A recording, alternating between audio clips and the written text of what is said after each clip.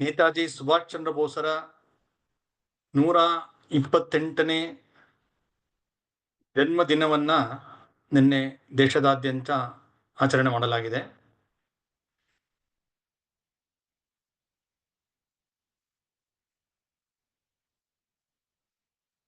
ನೇತಾಜಿ ಅವರ ಹೆಸರು ಕೇಳ್ತಾ ಇದ್ದಂತೆ ಒಂದು ರೀತಿ ರೋಮಾಂಚನ ಆಗತ್ತೆ.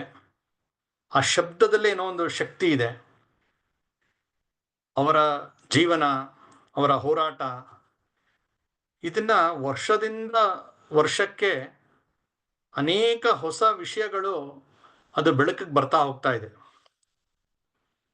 ನೇತಾಜಿಯವ್ರ ಬಗ್ಗೆ ಹೇಳಕ್ ಹೊರಟಾಗ ಎರಡು ರೀತಿಯ ಭಾವನೆಗಳು ನಮಗೆ ಬರುತ್ತೆ. ಒಂದು ತುಂಬಾ ಹೆಮ್ಮೆ ಅನ್ಸುತ್ತೆ. ಯಾಕೆಂದ್ರೆ ಒಬ್ಬ ವ್ಯಕ್ತಿ ಎಷ್ಟೆಲ್ಲ ತನ್ನ ಸಾಮರ್ಥ್ಯವನ್ನ ಬೆಳೆಸ್ಕೊಳ್ಬಹುದು, ಮತ್ತೆ ಆ ಬೆಳೆಸ್ಕೊಂಡಂತ ಅಷ್ಟು ಸಾಮರ್ಥ್ಯವನ್ನ ದೇಶಕ್ಕಾಗಿ ಸಮರ್ಪಣೆ ಮಾಡ್ಕೊಳ್ಳುವಂತಹ ಒಂದು ಅವರ ಜೀವನವನ್ನ ನೋಡಿದಾಗ ತುಂಬಾ ಹೆಮ್ಮೆ ಅಂತ ಅನ್ಸುತ್ತೆ. ಈ ರೀತಿಯ ಒಬ್ಬ ವ್ಯಕ್ತಿ ನಮ್ಮ ದೇಶದಲ್ಲಿ ಆಗಿ ಹೋದ್ರ ಅನ್ನುವ ಒಂದು ಆಶ್ಚರ್ಯ ಮೂಡೋದಕ್ಕೂ ಸಾಕು. ಇನ್ನೊಂದ್ ಕಡೆ ತುಂಬಾ ಒಂದು ದುಃಖ ಕೂಡ ಆಗತ್ತೆ, ಬೇಜಾರಾಗತ್ತೆ. ಕಾರಣ, ಇಷ್ಟು ದೇಶಕ್ಕಾಗಿ ಮಾಡಿದಂತ ಒಬ್ಬ ವ್ಯಕ್ತಿಗೆ ಯಾವ ರೀತಿ ಅವರ ನಂತರದ ದಿನಗಳಲ್ಲಿ ಅವ್ರಿಗೆ ಸಲ್ಲಬೇಕಾದಂತ ಗೌರವವಾಗ್ಲಿ, ಅವ್ರು ಕೊಟ್ಟಂತ ಕೊಡುಗೆಗೆ ಒಂದು ಕ್ರೆಡಿಟ್ ಸಿಗಲೇ ಇಲ್ಲ, ಅತ್ಯಂತ ದೊಡ್ಡ ಅನ್ಯಾಯ ಆಗಿದೆ ಅನ್ನುವ ವಿಚಾರ ತುಂಬಾ ದುಃಖ ಕೂಡ ಮಾಡುತ್ತೆ. ಹೀಗೆ ನೇತಾಜಿಯವರ ಜೀವನವನ್ನ ನಾವು ನೋಡ್ತಾ ಇರ್ಬೇಕಾದ್ರೆ ಒಂದ್ ಕಡೆ ಹೆಮ್ಮೆ, ಒಂದ್ ಕಡೆ ಬೇಜಾರು, ಈ ರೀತಿ ಎರಡನ್ನೂ ಜೊತೆಗೆ ಆ ಭಾವದೊಂದಿಗೆ ನಾವು ಅವರ ಜೀವನವನ್ನ ನೋಡ್ತಾ ಹೋಗ್ಬೇಕಾಗತ್ತೆ. ಹೆಜ್ಜೆ ಹೆಜ್ಜೆಗೆ ಅವರ ಜೀವನದ ಅನೇಕ ಘಟನೆಗಳು ನಮಗೆ ಈ ಒಂದು ವಿಚಾರವನ್ನ ನಮಗೆ ನಮ್ಮ ಮನಸ್ಸಿನಲ್ಲಿ ಮೂಡಿಸ್ತಾ ಹೋಗುತ್ತೆ. ನೇತಾಜಿಯವರ ಜೀವನ ಅಂದ್ರೆ ಒಂದ್ ರೀತಿ ತುಂಬಾ ಯಾವುದೋ ಥ್ರಿಲ್ಲರ್ ಸಿನಿಮಾ ಇದ್ದಂಗೆ. ಯಾವುದೋ ಹಾಲಿವುಡ್ನ ಥ್ರಿಲ್ಲರ್ ಸಿನಿಮಾದಲ್ಲಿ ತುಂಬಾ ಫಾಸ್ಟ್ ಮೂವಿಂಗ್ ಇರುತ್ತೆ. ಹಾಗೆ ಇವರ ಜೀವನ ತುಂಬಾ ವೇಗವಾಗಿ ಹತ್ತಾರು ಘಟನೆಗಳು ನಡೀತಾ ಹೋಗುತ್ತೆ. ಅವ್ರು ಹುಟ್ಟಿದ್ದು 1897ನೇ ಇಸ್ವಿ. ಅವರು ನೇತಾಜಿ ಸುಭಾಷ್ ಚಂದ್ರ ಬೋಸ್ ಆ ಒಂದು ಇದರಿಂದ ಮರೆಯಾಗಿದ್ದು 1945ನೇ ಇಸ್ವಿ ಆಗಸ್ಟ್ 18ನೇ ತಾರೀಕು. ಅಂದ್ರೆ ಈ ಒಂದು 48 ವರ್ಷದ ಅವರ ಬದುಕು ಇಷ್ಟೆಲ್ಲ ನಡೆದೋಯ್ತಾ ಅಂತ ನಮ್ಗೆ ಆಶ್ಚರ್ಯ ಆಗೋ ರೀತಿಯಲ್ಲಿ ನಮ್ಮ ಕಣ್ಮುಂದೆ ತೆರ್ಕೊಳ್ಳುತ್ತೆ. ಬಾಲ್ಯದಿಂದನೂ ತುಂಬಾ ಪ್ರತಿಭಾವಂತ ವಿದ್ಯಾರ್ಥಿ. ಅವರ ಮುಂದಿನ ಜೀವನದಲ್ಲಿ ನೋಡಿದಾಗ ಅವರ ಒಂದು ನೇತೃತ್ವದ ಗುಣ, ಅವರ ವಕ್ತೃತ್ವ, ಕರ್ತೃತ್ವ ಇದೆಲ್ಲ ನೋಡ್ತೀವಿ. ಆದ್ರೆ ಬಾಲ್ಯದಲ್ಲಿ ತುಂಬಾ ಒಂದು ರೀತಿಯ ಇಂಟ್ರೋವರ್ಟ್ ಅಂತಾರಲ್ಲ, ಆ ರೀತಿಯ ಸ್ವಭಾವ. ರಾಮಕೃಷ್ಣ ಪರಮಹಂಸರ ಒಂದು ರಾಮಕೃಷ್ಣ ಮಠದ ತುಂಬಾ ಪ್ರಭಾವ ಇರುತ್ತೆ. ಸ್ವತಃ ಇವರ ತಾಯಿ ರಾಮಕೃಷ್ಣ ಪರಮಹಂಸರಿಂದನೇ ದೀಕ್ಷೆ ಪಡೆದಿರ್ತಾರೆ. ಹಾಗಾಗಿ ಆ ಒಂದು ಆಧ್ಯಾತ್ಮಿಕ ಪ್ರಭಾವ ಇವರ ಮೇಲೆ ತುಂಬಾ ಒಂದು ಬೀರಿರುತ್ತೆ. ಈ ರೀತಿ ಬೆಳೆದಂತ ಒಬ್ಬ ಬಾಲಕ ವಿದ್ಯಾರ್ಥಿ ದೆಸೆಯಲ್ಲಿ ಈ ರೀತಿಯ ಒಬ್ಬ ದೊಡ್ಡ ನೇತಾರ ಆಗ್ಬೋದು ಅಂತ ಯಾವುದೇ ಲಕ್ಷಣ ಸಿಗಲ್ಲ. ಒಂದು ಘಟನೆ, ಅವರ ಕಾಲೇಜ್ ವಿದ್ಯಾರ್ಥಿ ಇದ್ದಾಗ ಒಬ್ಬ ಲೆಕ್ಚರರು ತುಂಬಾ ಅವರು ಭಾರತವನ್ನ, ಭಾರತೀಯರನ್ನ ಅವಹೇಳನ ಮಾಡ್ತಾ ಇರ್ತಾರೆ, ತಿರಸ್ಕಾರವಾಗಿ ನೋಡ್ತಾ ಇರ್ತಾರೆ. ಆ ಸಮಯದಲ್ಲಿ ಒಂದಷ್ಟು ಜನ ವಿದ್ಯಾರ್ಥಿಗಳು ಸೇರಿ ಒಂದು ಕಾಲೇಜ್ನ ಕಾರಿಡಾರ್ನಲ್ಲೇ ಆ ಲೆಕ್ಚರರ್ಗೆ ಒಂದಷ್ಟು ಬುದ್ಧಿ ಕಲಿಸಿರ್ತಾರೆ, ಹೊಡೆದಿರ್ತಾರೆ. ಅದಾದ್ಮೇಲೆ ತನಿಖೆ ನಡೆದಾಗ ಅದು ಇವ್ರ ತಲೆ ಮೇಲೆ ಬರುತ್ತೆ. ಅದು ಇವರು ಮಾಡಿರಲ್ಲ, ಇವರು ಸ್ನೇಹಿತ ಮಾಡಿರ್ತಾನೆ. ಅವ್ರ ಸ್ನೇಹಿತನ ಉಳಿಸ್ಲಿಕ್ಕೋಸ್ಕರ ಇವರು ಸೈಲೆಂಟ್ ಆಗಿ ಇದ್ಬಿಡ್ತಾರೆ. ಹಾಗಾಗಿ ಇವ್ರನ್ನ ಕಾಲೇಜಿಂದ ತೆಗೆದು ಬಿಡ್ತಾರೆ. 1 ವರ್ಷ ಡಿಬಾರ್ ಮಾಡ್ಬಿಡ್ತಾರೆ. ಇವರೆಲ್ಲೂ ಸೇರ್ಕೊಳಕ್ಕಾಗಲ್ಲ. ಆ ಸಮಯದಲ್ಲಿ ಇವರು ಮನೆಯನ್ನ ಬಿಟ್ಟು ಹಿಮಾಲಯಕ್ಕೆ ಹೋಗಿ ಗುರುವಿನ ಹುಡುಕಾಟದಲ್ಲಿ ಓಡಾಡಿರ್ತಾರೆ. ವಾರಣಾಸಿಗೆ ಬರ್ತಾರೆ. ಅಲ್ಲಿ ರಾಮಕೃಷ್ಣ ಪರಮಹಂಸರ ಆಧ್ಯಾತ್ಮಿಕ ಶಿಶು ಅಂತ ಕರೀತಾರೆ, ಬ್ರಹ್ಮಾನಂದರು, ಅವರು ಭೇಟಿ ಆಗ್ತಾರೆ. ರಾಮಕೃಷ್ಣಾಶ್ರಮದ ಮೊದಲ ಅಧ್ಯಕ್ಷರು. ವಿವೇಕಾನಂದರು ಪ್ರಾರಂಭ ಮಾಡಿದ್ರು, ಅದನ್ನ ಅಧ್ಯಕ್ಷರು ಅವರು ಆಗ್ಲಿಲ್ಲ, ಬ್ರಹ್ಮಾನಂದರನ್ನು ಮಾಡಿರ್ತಾರೆ. ಆ ಬ್ರಹ್ಮಾನಂದರ ಭೇಟಿ ಆಗತ್ತೆ. ಅದಾದ್ಮೇಲೆ ವಾಪಸ್ ಬರ್ತಾರೆ. ಅಂದ್ರೆ ಈ ರೀತಿ ಒಂದು ಆಧ್ಯಾತ್ಮಿಕ ಹುಡುಕಾಟದ ಒಂದು ಪ್ರಸಂಗ ನಮಗೆ ಅಲ್ಲಿ ಕಾಣುತ್ತೆ. ಮುಂದೆ ಅವರು ವಿದೇಶಕ್ಕೆ ಹೋಗ್ಬೇಕು, ICS ಪರೀಕ್ಷೆ ಬರೀಬೇಕು ಅಂತ ನಿಶ್ಚಯ ಆಗತ್ತೆ. ಇವ್ರ ತಂದೆಗೆ ಏನಂದ್ರೆ ಇವನು ಹೋಗ್ಬೇಕು, ICS ಅಂದ್ರೆ ಇವತ್ತಿನ IAS ರೀತಿಯಲ್ಲಿ. ಆ ಪರೀಕ್ಷೆಯನ್ನ ಯಾರು ಬರೀತಾರೆ, ಪಾಸ್ ಆಗ್ತಾರೆ, ಅವರೊಂದು ದೊಡ್ಡ ಹುದ್ದೆ ಸಿಗತ್ತೆ. ಡಿಸ್ಟ್ರಿಕ್ಟ್ ಕಲೆಕ್ಟರ್ ಆಗ್ತಾರೆ, ಮ್ಯಾಜಿಸ್ಟ್ರೇಟ್ ಆಗ್ತಾರೆ. ಈ ರೀತಿ ಒಂದು ದೊಡ್ಡ ಬ್ರಿಟಿಷರ ಕೆಳಗೆ ಒಂದು ದೊಡ್ಡ ಗೌರವಾನ್ವಿತ ಹುದ್ದೆ ಸಿಗತ್ತೆ. ಅವರ ಜೀವನ ಒಂದು ರೀತಿಯ ಸೆಟ್ಲ್ ಆಗುತ್ತೆ. ತುಂಬಾ ಪ್ರತಿಭಾವಂತ. ಕಳಿಸ್ತಾರೆ. ಇವರು ಹೋಗ್ತಾರೆ. ಇವ್ರಿಗೆ ತುಂಬಾ ಕಡಿಮೆ ಸಮಯ ಇರುತ್ತೆ. ಅದರ ಪ್ರಿಪರೇಷನ್ 3-4 ವರ್ಷ ಮಾಡ್ತಾ ಇರ್ತಾರೆ ಆಗಿನ ವಿದ್ಯಾರ್ಥಿಗಳು. ಇವ್ರಿಗೆ 8 ತಿಂಗಳು ಸಮಯ ಇರುತ್ತೆ ಪರೀಕ್ಷೆಗೆ. ಆ 8 ತಿಂಗಳಲ್ಲಿ ಅವರು ಎಷ್ಟು ಚೆನ್ನಾಗಿ ಸಿದ್ಧತೆ ಮಾಡ್ತಾರೆ. ಅವರು ಫ್ರೆಂಚ್ ಭಾಷೆ ಕಲಿಬೇಕಾಗಿರುತ್ತೆ, ಇನ್ನೂ ಅನೇಕ ಹೊಸ ಹೊಸ ಸಬ್ಜೆಕ್ಟ್ ಕಲಿಬೇಕಾಗಿರುತ್ತೆ. ಅದೆಲ್ಲವನ್ನು ಕಲಿತು ಅದರಲ್ಲಿ 4th ರ್ಯಾಂಕ್ ಬರ್ತಾರೆ. ಅಂದ್ರೆ ತುಂಬಾ ದೊಡ್ಡ ಒಂದು ಅಂಕ ಪಡೆದು ಅವರು ಪಾಸ್ ಆಗ್ತಾರೆ. ಅಷ್ಟೇ ಅಲ್ಲ, ಬ್ರಿಟಿಷರಿಂದ ದೊಡ್ಡ ಹುದ್ದೆಗೆ ಅವ್ರಿಗೆ ಅವಕಾಶ ಸಿಗತ್ತೆ. ಆ ಸಮಯದಲ್ಲಿ ಅವರು ಅದನ್ನ ತಿರಸ್ಕಾರ ಮಾಡ್ತಾರೆ. ಬೇಡ, ನಾನು ಬ್ರಿಟಿಷರ ಕಡೆ ಕೆಲಸ ಮಾಡಲ್ಲ ಅಂತ ಹೇಳಿ ತಿರಸ್ಕಾರ ಮಾಡಿ ಭಾರತಕ್ಕೆ ಬರ್ತಾರೆ. ಅಂದ್ರೆ ಇಲ್ಲಿಂದ ಅವರ ನಮಗೆ ಸ್ವಾತಂತ್ರ್ಯ ಹೋರಾಟದ ಒಂದು ಮೊದಲ ಹೆಜ್ಜೆ, ಬ್ರಿಟಿಷರನ್ನ ಧಿಕ್ಕರಿಸಿದಂತ ಒಂದು ಬಹಳ ಮುಖ್ಯ ಘಟನೆ ನಮ್ಗೆ ಅಲ್ಲಿ ಸಿಗತ್ತೆ. ಆಗ್ಲೇ 24 ವರ್ಷ ಅವ್ರಿಗೆ ವಿದ್ಯಾಭ್ಯಾಸ ಮುಗ್ದಿದೆ. ವಾಪಸ್ ಬರ್ತಾರೆ. 1921ನೇ ಇಸ್ವಿ ಇಡೀ ದೇಶದಲ್ಲಿ ಗಾಂಧೀಜಿಯವರ ನೇತೃತ್ವದಲ್ಲಿ ಸ್ವಾತಂತ್ರ್ಯದ ಹೋರಾಟದ ಒಂದು ಕಾವು ಏರಿರುತ್ತೆ. ಆ ಸಮಯದಲ್ಲಿ ಭಾರತಕ್ಕೆ ಬರ್ತಾರೆ. ನೋಡಿ, ಇವತ್ತು ಯಾರಾದ್ರೂ ಫಾರಿನ್ನಿಂದ ಬಂದ್ರೆ ಎಲ್ಲಿಗೆ ಹೋಗ್ತಾರೆ? ತನ್ನ ಮನೆಗೆ ಹೋಗ್ತಾರೆ. ತನ್ನ ಅಪ್ಪ ಅಮ್ಮನ್ನ, ತನ್ನ ಸ್ನೇಹಿತರನ್ನ, ಸಂಬಂಧಿಕರನ್ನ ಭೇಟಿ ಮಾಡಕ್ಕೆ ಹೋಗ್ತಾರೆ. ಆದರೆ ಇವರು ಇಂಗ್ಲೆಂಡಿಂದ ಬಂದಂತ ಸುಭಾಷ್ ಚಂದ್ರ ಬೋಸ್ ನೇರ ಕಲ್ಕತ್ತಾಗೆ ಬರದೆ ಗಾಂಧೀಜಿಯವರು ಪೂನಾದಲ್ಲಿದ್ದಾರೆ ಅಂತ ಗೊತ್ತಾಗಿ ನೇರ ಅಲ್ಲಿಗೆ ಹೋಗ್ತಾರೆ. ಯಾಕಂದ್ರೆ ಅದು ಅವ್ರಿಗೆ ಆದ್ಯತೆ ಆಗಿತ್ತು. ಯಾಕಂದ್ರೆ ಗಾಂಧೀಜಿಯವರು ಆಗ ಕರೆ ಕೊಟ್ಟಿದ್ರು, ಇನ್ನು 1 ವರ್ಷದಲ್ಲಿ ಸ್ವಾತಂತ್ರ್ಯ ಸಿಗುತ್ತೆ, ನಿಮ್ಮೆಲ್ಲ ವಿದ್ಯಾಭ್ಯಾಸ, ಕೆಲಸ ಎಲ್ಲವನ್ನು ಬಿಟ್ಬಿಟ್ಟು ದೇಶದ ಕೆಲಸಕ್ಕಾಗಿ ನೀವು ಧುಮುಕಿರಿ ಅಂತ ಏನ್ ಕರೆ ಕೊಟ್ಟಿದ್ರು, ಅದನ್ನ ನಂಬಿ ಸಾವಿರ ಜನ ಆ ಒಂದು ಆಂದೋಲನಕ್ಕೆ ಧುಮುಕಿರ್ತಾರೆ. ಆ ಸಮಯದಲ್ಲಿ ಇವ್ರು ಬರ್ತಾರೆ. ಇವ್ರಿಗೆ ಭಾರಿ ಖುಷಿ ಆಗತ್ತೆ. ಎಂತ ಒಂದು ಅದ್ಭುತವಾದಂತಹ ಸಮಯ. ಇನ್ನು 1 ವರ್ಷಕ್ಕೆ ಸ್ವಾತಂತ್ರ್ಯ ಬರುತ್ತೆ. ಅವರು ಹೋಗಿ ಗಾಂಧೀಜಿನ ಭೇಟಿ ಮಾಡಿ ತುಂಬಾ ಒಂದು ಖುಷಿ ಪಡ್ತಾರೆ. ಗಾಂಧೀಜಿ ಅವ್ರು ಹೇಳ್ತಾರೆ, ಈ ತರ 1 ವರ್ಷದಲ್ಲಿ ನೀವು ಸ್ವಾತಂತ್ರ್ಯ ತಂದ್ಕೊಡ್ತೀವಿ ಅಂತ ಏನು ಆಶ್ವಾಸನೆ ಕೊಟ್ಟಿದ್ದೀರಾ, ತುಂಬಾ ಖುಷಿ ಆಯ್ತು. ಏನಿದರ ಒಂದು ಗೇಮ್ ಪ್ಲಾನ್, ರೋಡ್ ಮ್ಯಾಪ್ ಏನು, ಹಂತ ಹಂತವಾಗಿ ಹೇಗೆ ಇದನ್ನ ನೀವು ಅಚೀವ್ ಮಾಡಬೇಕು ಅಂತ ಹೇಳಿ ಯೋಜನೆ ಮಾಡ್ಕೊಂಡಿದ್ದೀರಾ ಅಂತ ಕೇಳ್ತಾರೆ. ಆದ್ರೆ ಗಾಂಧೀಜಿ ಅವ್ರು ಕೊಟ್ಟಂತ ಉತ್ತರ ಇವ್ರಿಗೆ ತುಂಬಾ ನಿರಾಶೆ ಆಗ್ಬಿಡುತ್ತೆ. ಏನು ಅಂತ ತಯಾರಿ ಇಲ್ಲ, ಸುಮ್ಮನೆ ಒಂದು ಮಾತು 1 ವರ್ಷಕ್ಕೆ ಬರುತ್ತೆ ಅಂತ. ಅದಕ್ಕೆ ಬೇಕಾದಂತ ಯೋಜನೆ, ದೇಶದಾದ್ಯಂತ ಜನರನ್ನ ಕರೆ ಕೊಟ್ಟಿದ್ದಷ್ಟೇ ಅಲ್ಲದೆ ಬ್ರಿಟಿಷರನ್ನ ನಿಜವಾದ ಅರ್ಥದಲ್ಲಿ ಇಲ್ಲಿಂದ ಹೊರಗೆ ಕಳಿಸಕ್ಕೆ ಏನಾದ್ರು ಯೋಜನೆ ಇರ್ಬೇಕಾಯ್ತಲ್ಲ, ಆ ಯೋಜನೆನೇ ಇಲ್ಲ ಅಂತ ಗೊತ್ತಾಗತ್ತೆ. ತುಂಬಾ ಅವ್ರಿಗೆ, ಸುಭಾಷ್ ಚಂದ್ರ ಬೋಸ್ರಿಗೆ ಆ ಒಂದು ಉತ್ತರ ಕೇಳಿ ತುಂಬಾ ಒಂದು ನಿರಾಶೆ ಆಗತ್ತೆ. ಅಂದ್ರೆ ಬಿಸಿ ರಕ್ತದ ತರುಣ ಇಷ್ಟು ಸ್ವಾತಂತ್ರ್ಯ ಬಂದ್ಬಿಡತ್ತೆ, ಇಷ್ಟು ದೊಡ್ಡ ನೇತಾರರು ತುಂಬಾ ಯೋಜನೆ ಮಾಡೇ ಇರ್ತಾರೆ ಅಂತ ಅನ್ಕೊಂಡ್ ಬರ್ತಾರೆ. ಆದ್ರೆ ಇಲ್ಲಿ ಅದವ್ರಿಗೆ ನಿರಾಶೆ ಆಗುತ್ತೆ. ವಾಪಸ್ ಕಲ್ಕತ್ತಾಗ ಬರ್ತಾರೆ. ಆಗ ಅವ್ರಿಗೆ ಮಾರ್ಗದರ್ಶನ ಮಾಡಿದಂಥವರು ಚಿತ್ತರಂಜನ್ ದಾಸ್. ಅವರು ಕೂಡ ಈ ಥರ ಅನೇಕ ಗಾಂಧೀಜಿಯವರ ತಪ್ಪು ನಡೆಗಳಿಂದ ಬೇಸೆತ್ತು ಕಾಂಗ್ರೆಸ್ನಿಂದ ಹೊರಗೆ ಬಂದಿರ್ತಾರೆ. ತುಂಬಾ ಹಿರಿಯ ನಾಯಕರು, ಬಹಳ ದೊಡ್ಡ ಕೊಡುಗೆ ಇದೆ ಅವ್ರದ್ದು. ಅವರು ಇವ್ರಿಗೆ ಮಾರ್ಗದರ್ಶನ ಮಾಡ್ತಾರೆ.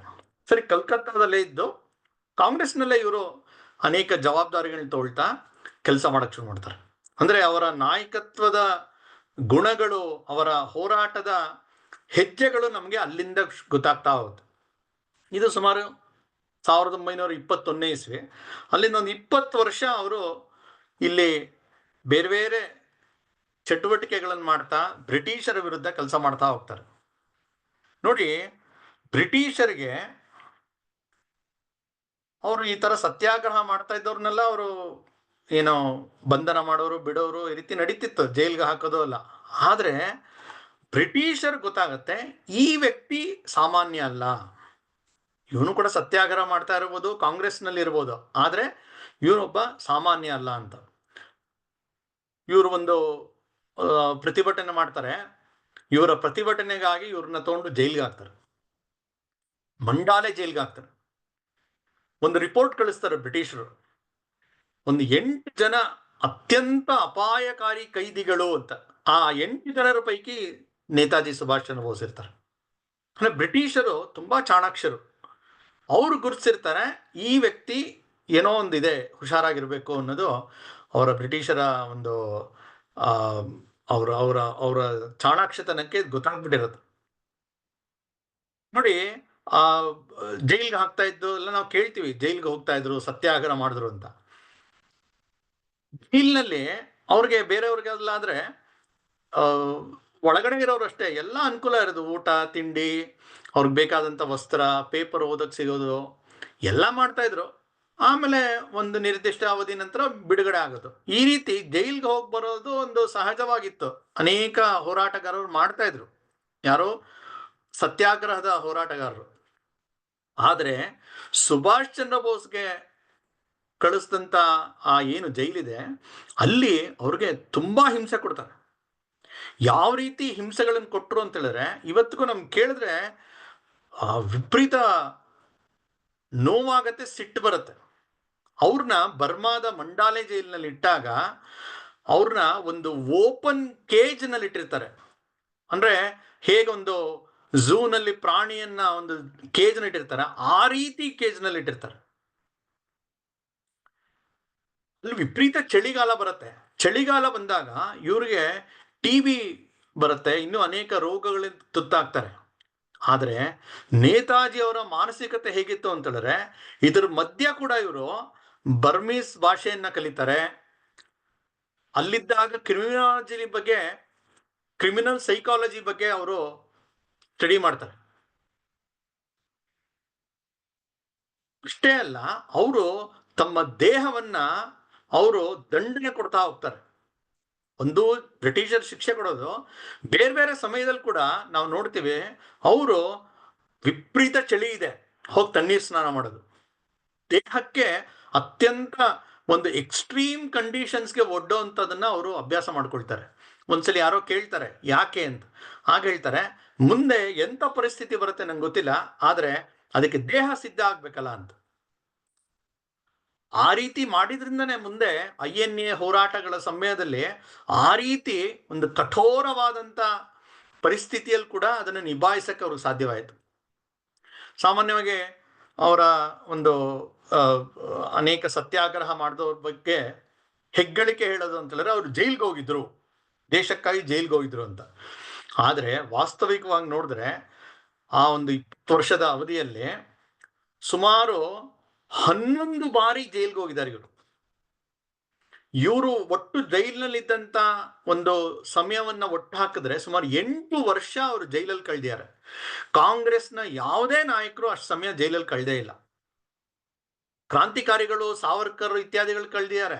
ಆದರೆ ಈ ಸತ್ಯಾಗ್ರಹದ ಹೋರಾಟಗಾರರು ಇಷ್ಟು ಕಠಿಣವಾದ ಜೈಲು ಶಿಕ್ಷೆಯನ್ನು ಅನುಭವಿಸಿಲ್ಲ, ಇಷ್ಟು ದೀರ್ಘಕಾಲ ಜೈಲನ್ನು ಯಾರು ಅನುಭವಿಸಿಲ್ಲ. ಎಲ್ಲ 15 ದಿವಸ, 1 ತಿಂಗಳು, 3 ತಿಂಗಳು ಅಷ್ಟೇ. ಒಂದ್ಸಲಿ ಪಂಡಿತ್ ನೆಹರು ಒಂದು ಜೈಲಿನಲ್ಲಿದ್ದಾಗ ಅವರ ತಂಗಿ ನೋಡಕ್ ಹೋಗಿರ್ತಾರೆ. ಅವರು ವಾಪಸ್ ಬಂದ್ಮೇಲೆ ತುಂಬಾ ದುಃಖದಿಂದ ಅದನ್ನ ಬರೆದಿದ್ದಾರೆ. ಹೇಗಿತ್ತು ಪರಿಸ್ಥಿತಿ ಅಂದ್ರೆ, ನಮ್ಮ ಅಣ್ಣ ಜೈಲಿನಲ್ಲಿದ್ದಾನೆ, ಅವನ್ಗೆ ಎಂಥ ಸ್ಥಿತಿ ಇದೆ, ಬರೀ ಒಂದೇ ಮಂಚ, ಒಂದೇ ಸೋಫಾ, ಓದಕ್ ಪೇಪರು ಪೆನ್ನು, ಏಕಾಂತ. ಅಂದ್ರೆ ಅವ್ರಿಗೆ ಫಸ್ಟ್ ಕ್ಲಾಸ್ ಒಂದು ರೂಮು, ಎಲ್ಲಾ ಅನುಕೂಲ ಇರತಕ್ಕಂಥದ್ದು ನೆಹರು ಸಿಗ್ತಾ ಇತ್ತು. ಎಲ್ಲವ್ರನ್ನ ಉಳಿಸ್ತಾ ಇದ್ರು ಅಂತ ಹೇಳಿದ್ರೆ ಆಗಾ ಖಾನ್ ಪ್ಯಾಲೇಸ್, ಹೆಸರೇ ಪ್ಯಾಲೇಸ್. ಈ ರೀತಿಯ ಒಂದು ಒಂದು ಕಥೆಗಳು ಕೇಳ್ತಾ ಇರ್ತೀವಿ. ಯಾರ ನೇತಾಜಿಯವರು ಈ ಜೈಲ್ನ ಅನುಭವದಲ್ಲಿ ಕೂಡ ಎಲ್ರಿಗಿಂತ ಮೀರಿಸ್ಬಿಡ್ತಾರೆ. ಅವರ ದಿನೇ ದಿನೇ ಅವರ ಪಾಪ್ಯುಲಾರಿಟಿ ಬೆಳೀತಾ ಹೋಗುತ್ತೆ. ಯುವಕರು ವಿಶೇಷವಾಗಿ ನೇತಾಜಿಯವರ ವಿಚಾರಧಾರೆ ಇದಕ್ಕೆ ಬೆಂಬಲಿಸ್ತಾ ಬರ್ತಾರೆ. ಗಾಂಧೀಜಿ ಜೊತೆ ಅನೇಕ ಬಾರಿ ಇವರು ಮಾತುಕತೆ ಆಗ್ತಾ ಇರತ್ತೆ. ಆದರೆ ಯುವಕರಿಗೆ ನೇತಾಜಿ ತುಂಬಾ ಹತ್ತಿರ ಆಗ್ತಾ ಹೋಗ್ತಾರೆ. ಕಡೆಗೆ 1938ನೇ ಇಸ್ವಿಯಲ್ಲಿ ಕಾಂಗ್ರೆಸ್ನಲ್ಲಿ ಇವರು ಅಧ್ಯಕ್ಷರಾಗಿ ಚುನಾಯಿತರಾಗ್ತಾರೆ. 1 ವರ್ಷ ಅಧ್ಯಕ್ಷ ಅವಧಿಯಲ್ಲಿ ಅದ್ಭುತವಾದ ಕೆಲಸ ಮಾಡ್ಬಿಡ್ತಾರೆ. ಮುಂದಿನ ವರ್ಷ ಬರುತ್ತೆ.